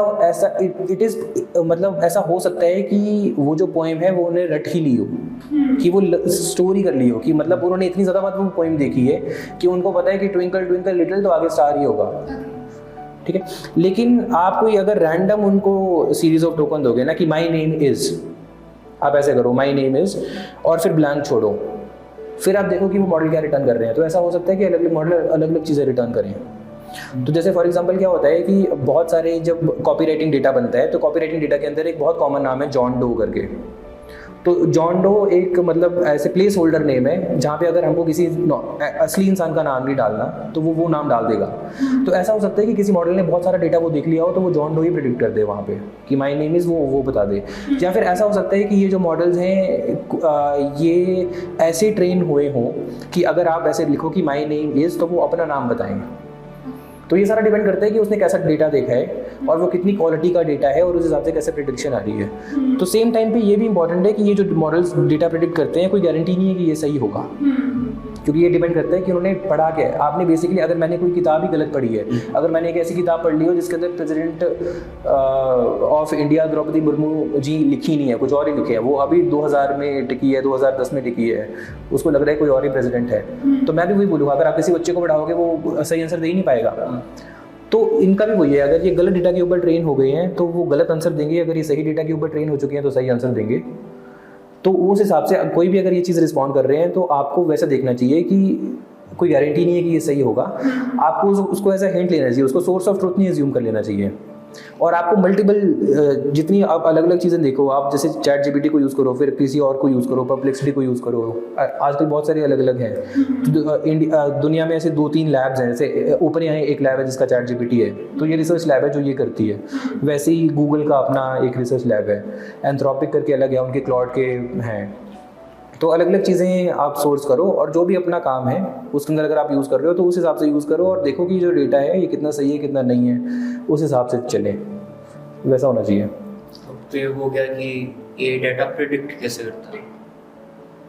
लेट्स से कोई छोटा बच्चा है एंड उसको हमने बोल दिया कि स्टार्स के ऊपर एक पोएम तेरे को लिखनी है, हाँ। या 30 मिनट्स, तो वो इमेजिन करेगा, कुछ क्रिएटिव आइडियाज ढूंढेगा और वो पोएम लिख देगा। हाँ। एंड अगर हम एआई को पूछें कि हमें ये जैसे स्टार्स के ऊपर एक पोएम लिखनी है, तो क्रिएटिव कैसे थिंक करता है। हाँ, तो इसमें सबसे पहले क्या चीज़ है कि आपको ये समझना है कि व्हाट इज़ क्रिएटिविटी। जब हम क्रिएटिविटी बोलते हैं तो उसका मतलब क्या है एक्चुअली में। तो अब जैसे फॉर एग्जांपल आप बोलते हो कि एक पोएम है और वो पोएम लिखी हुई है और वो बहुत क्रिएटिव है, तो उसको सबसे पहले डायसेक्ट करो कि व्हाट इज़ क्रिएटिविटी। अब होता है कि पोएम की 2-3 मोटी मोटी चीज़ें होती हैं। सबसे पहले उसमें राइम स्कीम होगी कि उसमें वर्ड्स राइम कर रहे होंगे, और दूसरी चीज़ होगी कि उसमें या तो कोई स्टोरी चल रही होगी या तो कोई लेसन चल रहा होगा, और तीसरी चीज़ है कि वो बहुत ही मतलब कंसाइज वे में, वो मीटर के बेसिस पे होता है कि मतलब सब कुछ राइम करेगा, सब कुछ कंसाइज होगा और एक स्टोरी चलेगी और वो आपको स्टोरी समझ आ जाएगी। तो उसके अंदर पोएम्स का बेसिकली उसमें क्रिएटिविटी क्या है कि वो बहुत कम वर्ड्स हैं और वो कम वर्ड्स राइम हो रहे हैं। ऐसी भी पोएम्स होती हैं जिनमें राइमिंग होती नहीं है, वो सिर्फ नॉर्मल होती है। लेकिन जैसे फॉर एग्जांपल हमने राइमिंग वाली ले ली, तो एक नॉर्मल इंसान एक पोएम देखता है, वो छोटी सी पोएम है, वो उसमें राइमिंग हो रही है और उसमें जो बात है बड़ी ऐसे राइम कर करके और वैसे कर करके बताई जा रही है, तो उसको लगता है यार ये बहुत क्रिएटिव चीज़ है एक सेम चीज़ बोलने का, कि मैं एक चीज़ समझा सकता हूँ नॉर्मल वे में और मैं एक चीज़ सेम चीज़ समझा सकता हूँ पोइटिक वे में। तो पोइटिक वे एक्चुअली यही वाला वे हुआ। तो अब होता क्या है कि अगर मैंने बहुत सारी पोएम्स, मैंने एक मॉडल स्क्रैच से बनाया, लेट्स से एक मैंने ट्रांसफॉर्मर बेस्ड मॉडल स्क्रैच से बनाया और मैंने उसको सिर्फ और सिर्फ पोएम्स दी, बहुत सारी जितनी भी पोएम्स आज तक बनी है वो सारी की सारी पोएम्स मैंने उसको फीड की, जो कि एक्चुअली में जो ये मॉडल्स हैं इन्होंने किया हुआ है। जितनी भी पोएम्स दुनिया में, ऐसी कोई पोएम होगी नहीं मेरे ख्याल से जो इन्होंने नहीं गो थ्रू की होगी, तो और वो इंसान कर नहीं सकता। तो ये करते क्या है कि इन्होंने इतनी ज़्यादा पॉइंट्स देख ली हैं कि ये जो वर्ड्स जिस राइम स्कीम में आ रहे हैं वो क्या है, इनको ये नहीं पता कि राइम स्कीम क्या होती है। इन मॉडल्स को ये नहीं पता कि राइम स्कीम क्या होती है, पैटर्न क्या होता, मतलब क्या कौन सी चीज़ क्या होती है, वर्ड्स नहीं पता इनको। लेकिन इनको ये पता है कि अच्छा अगर पोएम है, और क्योंकि डेटा वैसे ही होता है ना, डेटा होता है अ पोएम बाय पोइट का नाम और नीचे पोएम, फिर अ पोएम बाय और फिर नीचे पोएम। तो फिर ये इन मॉडल्स ने जो पोएम वर्ड है वो अलग अलग पोएम्स के साथ इतनी बार देख लिया है, और वो जो पोएम्स फिर जैसे लिखी होती हैं कि उसमें राइम स्कीम होती है, उसके अंदर वो सेंटेंसेस का तरीका होता है, वो इतनी बार गो थ्रू कर लिया है कि इनको वो पैटर्न फिगर आउट हो गया है।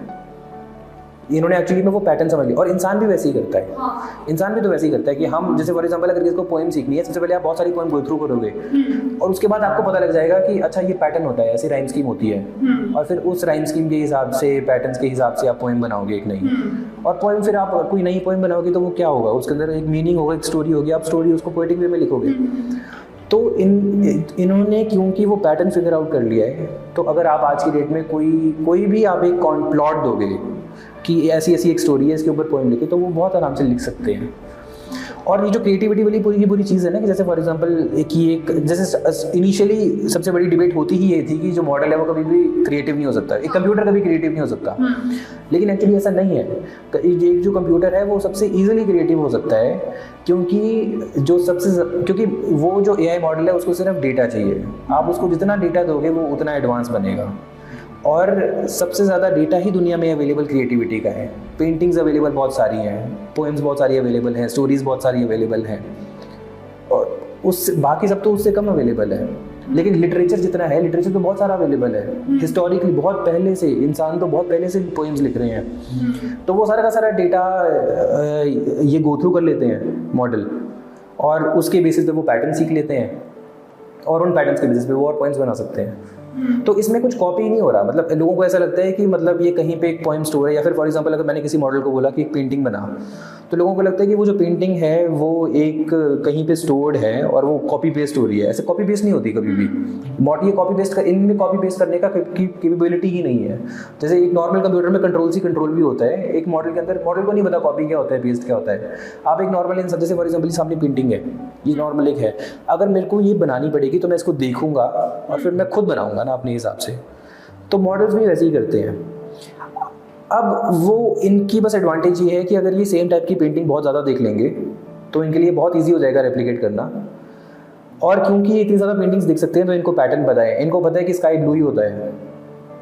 अगर जैसे फॉर एग्जांपल मैं उसको बोलूँगा कि एक सीनरी बना के दे मॉडल को, तो मॉडल हमेशा वो मॉडल कभी भी येलो या फिर मॉडल कभी भी ग्रीन स्काई नहीं बनाएगा, और वो बन ही नहीं सकता, क्योंकि उसने डेटा जितना भी देखा है उसने स्काई हमेशा ब्लू ही देखा है। तो और इंसान भी वैसे ही करते हैं। तो इतनी भी चीज़ें बन रही हैं ये एक्चुअली इंसान को देख के ही बन रही है। इंसान एज अ मॉडल लिया गया था, और पूरा थॉट प्रोसेस ही ये था कि जैसे इंसान सोचते हैं, जैसे इंसान का दिमाग काम करता है, वैसे ही आप क्या एक ऐसी चीज़ रेप्लिकेट कर सकते हो जो एक कंप्यूटर में चले। वो पूरी की पूरी थॉट ही वैसी है, और वो सारा का सारी मोटिवेशन ही वो है कि इंसानों की तरह वो चीज़ चलनी चाहिए। तो वैसा है। तो ये लाइक इसका अगर टेस्ट करना हो तो मैं ऐसे कह सकती हूँ कि जैसे रॉबर्ट फ्रॉस्ट की एक फेमस पोएम है ना, द रोड नॉट टेकन, उसके जैसी मुझे पोएम बना कर दो, तो वो बना सकता है। उसमें भी वैसा है कि अब कि जैसे फॉर एग्जांपल अगर आप ऐसी सेम क्वेश्चन दोगे तो उसमें पीछे क्या हुआ होगा कि उसने रॉबर्ट फ्रॉस्ट की बहुत सारी पोएम्स पढ़ी होंगी, वो ट्रेनिंग के टाइम पे बहुत सारी पोएम्स लिखी होंगी। तो हर एक पोएट का अपना एक स्टाइल होता है ना लिखने का। वो स्टाइल एक्चुअली क्या है, वो एक पैटर्न है लिखने का। तो वो जो पैटर्न है वो पीछे डिकोड हो चुका है, वो मॉडल ने बहुत इजीली डिकोड कर लिया है, क्योंकि मॉडल ने देखा है कि भाई ये रॉबर्ट फ्रॉस्ट है और इसकी सारी की सारी पोएम्स हैं, और ये एक तरह की पोएम्स होती हैं ऐसी ऐसी। तो उसको रॉबर्ट फ्रॉस्ट का स्टाइल आ गया है। जैसे अगर मेरे को किसी को मिमिक करना है तो मेरे को एक्चुअली उसका स्टाइल कॉपी करना पड़ेगा ना। तो जो मॉडल है उसने उसका स्टाइल पकड़ लिया और वो स्टाइल में फिर लिख सकता है। वो बात है, इंस्ट्रक्शंस क्लियर हो गया। हाँ, कि जैसे फॉर एग्जांपल अगर मैं जैसे क्या होता है कि एक बिब्लिकल स्टाइल होता है लिखने का, बिब्लिक वर्सेस होते हैं बाइबल के जो भी होता है उनका एक स्टाइल है लिखने का। तो अगर आप मॉडल को बोलो कि मेरे को ये चीज़ ऐसे मेरे को इस टॉपिक के ऊपर एक चीज़ लिख के दे और मेरे को बिब्लिकल वर्स में लिख के दे, तो वो वैसे लिख के देगा, क्योंकि उसने उतने ज़्यादा वो स्टाइल देख लिया है। तो ऐसे अलग अलग तरह के स्टाइल हैं, वैसे आप भी कर सकते हो। अब जैसे फॉर एग्जांपल बहुत सारे लोग क्या करते हैं, और ये स्कूल में पकड़े जाते हैं स्टूडेंट्स ऐसे, अब मैं बता रहा हूँ लेकिन ऐसे करने की ज़रूरत नहीं है। लेकिन उसमें होता क्या है कि अब स्कूल में जैसे बच्चों को होमवर्क मिला तो वो होमवर्क चैट जीपीटी से करवा लेंगे। आजकल बच्चे बहुत तेज़ हैं, ठीक है। लेकिन जो चैट जीपीटी से वो होमवर्क करवाएंगे ना, वो बहुत ईजिली देखा जाता है कि वो चैट जीपीटी ने लिखा है, ठीक है। वो इसलिए है क्योंकि चैट जीपीटी का लिखने का तरीका अपना है ना, उसको पीछे से वो ट्रेन ही वैसा किया गया है कि भाई तेरे को ऐसे प्रोफेशनल लिखना है, तेरे को ऐसे वर्ड्स यूज़ करने हैं, तो वो पकड़े जाते हैं। तो उसका तरीका क्या है कि उसको सॉल्व करने का तरीका क्या है कि आप जैसे फॉर एग्जांपल 5-6 डॉक्यूमेंट्स अपने तरीके से लिख दो कि 5 टॉपिक्स लिखो, वर्ड के 5 पेजेस लिखो अपनी लैंग्वेज में, ठीक है। और वो जो 5 पेजेस हैं फिर वो चैट जीपीटी को दो या फिर किसी भी मॉडल को दो, और उसको बोले कि ये जो 5 पेजेस मैंने लिखे हैं ना, इसका स्टाइल देख ले कि मैंने कैसे लिखा है, और ऐसे ही स्टाइल में फिर लिख के दे मुझे। तो फिर वो मॉडल क्या करेगा, अब वो डिपेंड करता है कि मैंने कितना डेटा दिया है उसको। अगर मैं सिर्फ एक ही पेज दूंगा तो वो कम डेटा है, हाँ। लेकिन अगर मैंने 10 पेजेस दिए हैं उसको जो मैंने खुद लिखे हैं अपने तरीके से, क्योंकि मेरा तरीका तो मेरा तरीका है ना, मैंने अपने वर्ड्स जो मैंने ज़िंदगी में जो वर्ड्स एक्सपीरियंस किए हैं, जो मैंने सीखे हैं इंग्लिश के, मेरे को पता है, तो मैं उन्हीं वर्ड से लिखूंगा, उन्हीं तरीके से लिखूंगा। और अगर मैं वही सारा का सारा डेटा मॉडल को दूंगा तो वो मॉडल उस डेटा को देख के मेरा स्टाइल पकड़ लेगा, और फिर उस स्टाइल के बेसिस पे अगर मैं उसको कुछ भी बनवाऊंगा तो वो मेरे ही स्टाइल में लिखेगा। तो वो जो चीज़ है वो पढ़ने वाले को लगेगा कि मैंने ही लिखा है। तो ये एक तरीका है जो करने की बिल्कुल ज़रूरत नहीं है। ऐसे एआई डिटेक्टर्स होते हैं वो ऐसे वर्क करते हैं। हाँ, जितने भी एआई डिटेक्टर्स हैं वो ऐसे ही वर्क करते हैं। अब वो होता क्या है कि जैसे फॉर एग्जांपल अभी रिसेंटली बहुत सारा डेटा एआई से जनरेट होने लग पड़ा है, ठीक है। तो जैसे फॉर एग्जांपल स्कूल्स में, जैसे इवन कॉलेजेस के अंदर भी एआई डिटेक्टर्स लगते हैं कि आप असाइनमेंट सबमिट करोगे और अगर आपने ChatGPT से किया है तो वो पकड़ लेगा, क्योंकि वैसा है। अब वो ऐसा है ही इसलिए क्योंकि वो ChatGPT का जो लिखने का तरीका है ना, अब वो जो एआई डिटेक्टर है वो भी एक एआई है जिसको ये पता है कि ChatGPT इस स्टाइल से लिखता है, तो वो जो स्टाइल है वो पकड़ लेगा और फिर उसको हाईलाइट कर देगा। लेकिन उसका भी अब उसका तरीका है कि आप अपना डेटा दे दो तो वो आपके तरीके से लिखेगा। तो ये वो वाली चीज़ें हैं कि जैसे फॉर एग्जांपल आप इसलिए जो फंडामेंटल नॉलेज है ना पीछे की, वो थोड़ी बहुत पता होनी चाहिए सबको, तो आप उससे वर्क अराउंड कर सकते हो। ये मैंने किया हुआ है। मेरी अमेरिका में फ्रेंड पढ़ती है, तो उसको ना कॉलेज में से काम मिला था कि आपने एक आर्टिकल पढ़ना है, आर्टिकल को पढ़ के उसको समराइज करना है, और उसमें 5 क्वेश्चन दिए थे। 5 क्वेश्चन का आंसर देना था बट इनडायरेक्ट वे में, है ना। ऐसा मैंने पहले समझ लिया भी हाँ ऐसा करना है। आर्टिकल को कॉपी किया, ChatGPT किया पेस्ट, उसने मुझको एक पैराग्राफ दे दिया जिसमें आंसर चाहते। मैंने क्या किया, उसको रीड किया, उसको बंद किया, कॉपी खोली, जो भी याद था मैंने लिख दिया, और जो लिखा था फिर उसको ChatGPT पर डाला कि ये स्टाइल से मुझे लिख कर दो। और जब मैंने वही PDF वही वर्ड का डॉक्यूमेंट फ्रेंड को भेजा ना, तो उसने मुझे रिप्लाई किया कि यार ये तो बहुत बढ़िया था, मुझे सर भी कहा कि तू स्टेज पर चढ़ के बोल इसको, बहुत बढ़िया बना था। मैं तो बड़ी खुश हुई, ये काम आसान है। तो वैसे तो मतलब ये सारी चीज़ें अगर आपको पीछे पता होगी चीज़ें चलती कैसे हैं, तो आप ऐसे हैक कर, मतलब हैकिंग टेक्निकली वही होती है। नॉर्मल जो इंसान कंप्यूटर वेबसाइट वगैरह हैक करते हैं वो इसलिए करते हैं कि उनको पता है कि पीछे चलता कैसे है काम, ठीक है। और अगर आपको पीछे पता नहीं है ना, तो आप अगर आपके साथ कुछ गलत हो जाएगा और आपको फिर पता नहीं लगेगा, आपको पता नहीं लगेगा कि ऐसा डेटा क्यों आ रहा है मेरे पास, ऐसे क्यों चीज़ें क्यों चल रही हैं। लेकिन अगर आपके पास थोड़ी सी भी नॉलेज है कि पीछे चीज़ें होती कैसे, जैसे फॉर एग्जाम्पल मैंने बताया कि आप ये देखो कि वो पैटर्न, उसको पैटर्न पता है, वो एक्चुअली में पैटर्न फिगर आउट कर रहा है कि अलग अलग वर्ड्स कैसे कैसे आपस में लगते हैं। अगर आप किसी मॉडल को स्क्रैच से ट्रेन करोगे जिसमें इंग्लिश टूटी फूटी लिखी हुई है, तो वो टूटी फूटी इंग्लिश ही देगा। तो वो वाली बात है कि वो ट्रेनिंग कैसे हो रही है, क्या हो रहा है, बस ये चीज़ है। तो इससे फ़ायदा होता है अगर आप, इसीलिए जैसे फॉर एग्जांपल यूट्यूब पे भी अवेलेबल हैं, तो ये चीज़ें आज की डेट में, और ये आज की डेट में इंपॉर्टेंट है। जैसे फॉर एग्जांपल किसी को फ़ोन यूज़ करना नहीं आता UPI का, तो UPI के स्कैम होते हैं। आने वाले टाइम में AI के स्कैम होंगे आज, और इवन आज की डेट में AI के स्कैम हो भी रहे हैं कि वो मतलब ऑडियो जो होती है वो कि घर में फ़ोन जाता है और वो जो फ़ोन है वो बच्चे की आवाज़ में है, और वो हो ही इसलिए रहा है क्योंकि वो मेरे ख्याल से पहले कभी बात हुई होगी फ़ोन पे, वो फ़ोन पे ऑडियो रिकॉर्ड हो गई होगी। अब मैंने वो सेम ऑडियो एक सिस्टम में डाली, तो उसने वो सेम, जो एक्चुअली ऑडियो है तो ये वोकल टेक्सचर है, तो इसकी फ्रीक्वेंसीज होती हैं, तो ये जो फ्रीक्वेंसी है ये पीछे फ्रीक्वेंसी आप नॉर्मल वर्ड को टोकन में कन्वर्ट करके नंबर में कर दो, या फिर आप एक ऑडियो सिग्नल की जो फ्रीक्वेंसीज हैं उसको नंबर में कन्वर्ट कर दो, तो वो मॉडल ऑडियो सिग्नल सीख लेगा और वो जो मॉडल है फिर वो कर भी। तो इसके मतलब वो ये जो जिसने बुरा काम करना है उसने करना है, हर एक टेक्नोलॉजी जिसने बुरा काम उठाना है वो उठाना है। तो ये इन्फॉर्मेशन होनी ज़रूरी है, क्योंकि आपको कम से कम खुद को ही डिफेंड करना आएगा, आपको पता लगेगा कि ऐसी ऐसी चीज़ें चलती हैं। तो और ये आज आने वाले टाइम में ये हर जगह जाने वाला है, हर एक चीज़ में आपको एक AI का चैटबॉट मिलेगा ही मिलेगा। तो आपको पता होना चाहिए कि ऐसे ऐसे चलती हैं चीज़ें और ये चीज़ें हैं और इसको ऐसे देखना है। जो आपने बात की थी कि न्यूरॉन वाला था, है ना। तो मैं सोच रही थी क्वेश्चन क्या पुट करूं, फिर मैंने उसको सोचते सोचते ये सोचा कि मैं सोच कैसे रही हूँ। तो क्या हो रहा था मेरे दिमाग में, जो मैंने पहले इन्फॉर्मेशन पढ़ी हुई थी ना, मैं उसको ढूंढ रही थी कि वो कहाँ है। फिर जब मेरे सामने वो इन्फॉर्मेशन आई तो उसमें से मैंने टोकन ही ले लूँ, है ना, जो भी टोकन थे मैंने लिए उसमें से।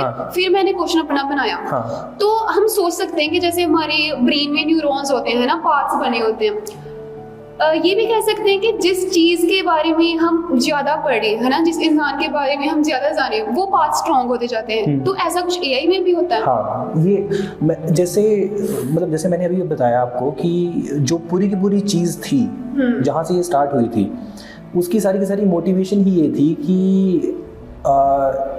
इंसानों से काम नहीं कराना है और कंप्यूटर से कराना है। और उसका अब ये क्यों करना है, उसका रीज़न ये है कि इंसान गलती कर सकता है। आप जैसे फॉर एग्जांपल आप जैसे इंसान बहुत सिंपल चीज़ में गलती कर सकता है। आप गिलास उठा सकते हो, लेकिन गिलास हम बचपन से उठा रहे हैं, लेकिन हमेशा कभी ना कभी गिरता है। तो ऐसी छोटी छोटी चीज़ें कि आपको जैसे आपको इंग्लिश पूरी की पूरी लिखनी आती है, लेकिन आप फिर भी स्पेलिंग मिस्टेक कर सकते हो। तो इंसान ऐसे गलती कर सकता है, लेकिन अगर आप एक कंप्यूटर को सेम चीज़ सिखा दोगे तो वो सीख लेगा और वो कभी गलती नहीं करेगा। तो ये सारी की सारी कहानी, सबसे पहले तो कंप्यूटर की कहानी ये है।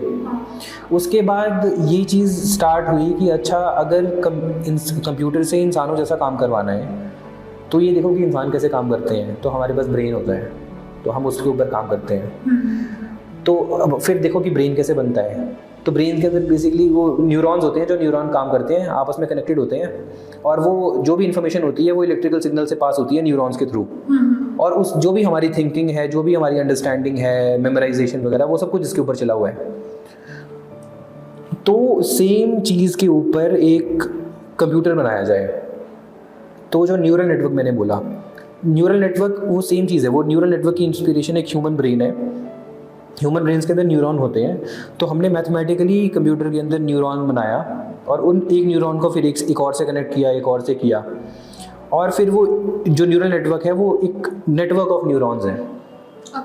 तो उसमें कुछ नहीं होता कि जैसे फॉर एग्जांपल आप एक नोड समझो, एक न्यूरॉन मतलब आप एक नोड समझ लो। तो एक इनपुट लेयर होती है, उसके अंदर सपोज करो 2-3 नोड्स होंगे। एक बीच में प्रोसेसिंग लेयर होती है, उसके अंदर भी कुछ और नोड्स होंगे, और एक आउटपुट लेयर होती है, उसमें नोड्स होंगे। तो इसको बोलते हैं न्यूरल नेटवर्क, और ये आपस में कनेक्टेड होते हैं सारे के सारे।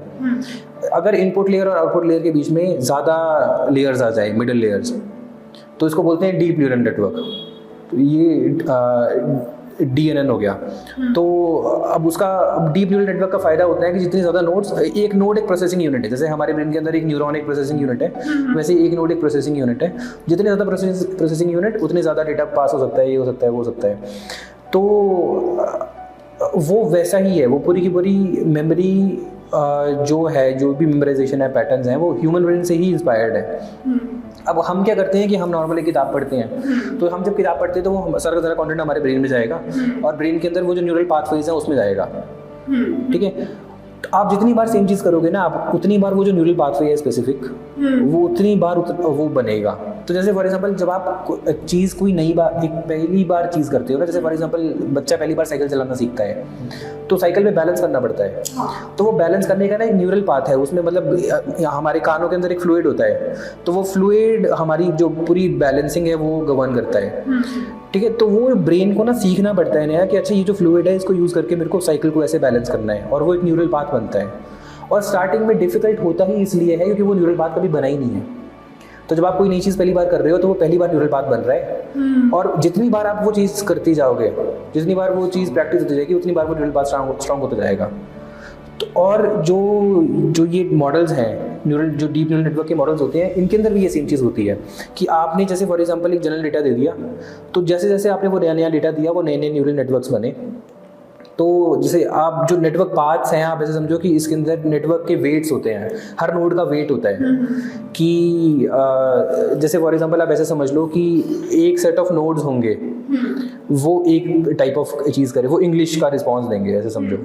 एक सेट ऑफ नोड्स होंगे, वो मैथ्स का रिस्पॉन्स देंगे, ऐसे समझ लो। कि वो अपने आप ही आइडेंटिफाई कर लेता है कि अच्छा, अगर मेरे को ऐसा इनपुट आया तो मेरे को ये नोड्स यूज़ करने हैं, और मेरे को ऐसा इनपुट आया तो मेरे को ऐसे यूज़ करना है। जैसे हमारे ब्रेन में अलग अलग पाथ्स होते हैं, और जैसे जैसे उसको सेम टाइप का डेटा मिलता जाएगा, वो जो वेट्स हैं मॉडल्स के, जो पाथ्स हैं, वो और स्ट्रॉन्ग होते जाएंगे। बस यही है। तो ये तो होगी ना, लाइक आपके पास काफ़ी वास्ट नॉलेज है ना, आपको सब कुछ पता है। अगर मैं, मेरे जैसा कोई आम बच्चा चाहे कि मुझे इसके बारे में थोड़ा बहुत भी पता हो, तो आप कोई बुक, कोई कोर्स रेकमेंड करना चाहोगे? हाँ, तो एक तो सबसे पहली बात, मेरे को सब कुछ नहीं पता है। मैं भी अपना करियर स्टार्ट ही कर रहा हूँ इसके अंदर। ठीक है। लेकिन मतलब वो है कि वो टेक्निकल, चूँकि वो स्टडी की हुई है उस बैकग्राउंड की, तो उसमें टेक्निकल नॉलेज इतनी है। तो टेक्निकल नॉलेज सबको पता होना ज़रूरी है ही नहीं। वो तो मतलब हमारा वो तो प्रोफेशन ही वो है, तो वो चीज़ सीखनी पड़ती है। लेकिन आपको ये पता होना चाहिए कि जो अलग अलग टूल्स आ रहे हैं, वो अलग अलग टूल्स कैसे आप यूज़ करो। तो उसमें क्या है कि यूट्यूब पे हैं 2-3 सोर्सेज जो अवेलेबल हैं, जहाँ पे आप जाके सीख सकते हो कि कौन सा टूल कैसे यूज़ होता है। तो जैसे फॉर एग्जांपल एक आंद्रेज कारपति करके रिसर्चर हैं, काफ़ी बड़े यूएस के रिसर्चर हैं। वो उन्होंने मतलब चैट जीपीटी के अंदर भी, जो ओपन एआई की पूरी लैब है उसके अंदर भी काफ़ी काम किया है। और जो पूरी की पूरी जो ग्रोथ है एआई की, उसके अंदर उनका काफ़ी रोल है। उन्होंने काफ़ी रिसर्चेस की हैं जो आगे जाके बहुत ज़्यादा बनी। तो उनकी एक वीडियो है 1 आवर की, मैं शेयर कर सकता हूँ, और आप मतलब अगर आप चाहें तो आप आगे जैसे भी आपको लगे। डिस्क्रिप्शन में दे देंगे ना। हाँ, तो उसके अंदर वो जो वीडियो है, मेरे ख्याल से 1 घंटे की वीडियो है। उस वीडियो के अंदर वो क्या बताते हैं कि जितने भी अलग अलग ये टूल्स हैं, कि जैसे फॉर एग्जांपल अगर हम चैट जीपीटी ही लें, चैट जीपीटी के अंदर भी आज की डेट में क्या हो गया है कि नॉर्मल मॉडल्स अलग हैं, एक थिंकिंग मॉडल्स अलग आए हैं। तो thinking model specific reasoning models हैं। वो क्या करते हैं कि वो जो मॉडल्स हैं वो ये इंश्योर करते हैं कि मॉडल जो रिटर्न कर रहा है वो रटा तो नहीं हुआ है उसने। ऐसा तो नहीं है कि उसने मेमोरी में ही स्टोर कर लिया था और वापस कर दिया, कि वो अपनी रीजनिंग लगा रहा है, अपनी थिंकिंग लगा रहा है, पैटर्न्स यूज़ कर रहा है कि नहीं कर रहा। तो थिंकिंग मॉडल्स हैं, वो आपको कैसे यूज़ करने हैं, किन टॉपिक्स में यूज़। जैसे फॉर एग्जांपल अगर मेरे को इंग्लिश समराइजेशन करनी है एक टेक्स्ट की, उसके लिए थिंकिंग मॉडल की इतनी ज़रूरत नहीं है, वो नॉर्मल एक चैट जीपीटी भी कर देगा। लेकिन जैसे फॉर एग्जांपल अगर आज के डेट में मेरे को एक कोड लिखना है बहुत कॉम्प्लेक्स, उसके लिए आपको एक थिंकिंग मॉडल चाहिए। अगर एक थिंकिंग, जैसे क्लॉड के मॉडल्स हैं, एंथ्रोपिक एक लैब है, उसके क्लॉड के मॉडल्स हैं, वो मॉडल्स स्पेशलाइज कोडिंग वाली चीज़ में हुए हैं। तो वो मॉडल, वो कोडिंग ज़्यादा अच्छी लिख सकते हैं। मैथ्स की प्रॉब्लम सॉल्व करना, मैथ्स की प्रॉब्लम सॉल्व करने के लिए आपको थिंकिंग चाहिए, रीजनिंग चाहिए, तो थिंकिंग मॉडल्स वो हैं। तो आपका कैसा काम है, उस काम के लिए नॉर्मल मॉडल यूज़ करना है कि थिंकिंग यूज़ करना है, वो बताते हैं उसके अंदर वीडियो में। फिर जैसे फॉर एग्जांपल एक फीचर चैट जीपीटी के अंदर भी एक फीचर है डीप रिसर्च का, एक परप्लेक्सिटी के अंदर भी डीप रिसर्च का एक आता है। तो वो डीप रिसर्च क्यों ज़रूरी है, वो कैसे ज़रूरी है, जैसे तो ऐसी ऐसी सारी चीज़ें हैं। वो 1 घंटे की वीडियो, 1-1.5 घंटे की वीडियो है। तो उसके अंदर वो सिर्फ टेक्निकली कुछ नहीं चाहते, वो सिर्फ ये उसमें बताते हैं कि कौन कौन से कैसे कैसे टूल्स हैं और आप कैसे कैसे यूज़ कर सकते हो उसको। तो ऐसा हो। और यूट्यूब पे और भी चीज़ें अवेलेबल हैं। मेरे को जो चीज़ मिलेगी मैं शेयर कर दूँगा और फिर आप वो डाल सकते हैं उसके अंदर।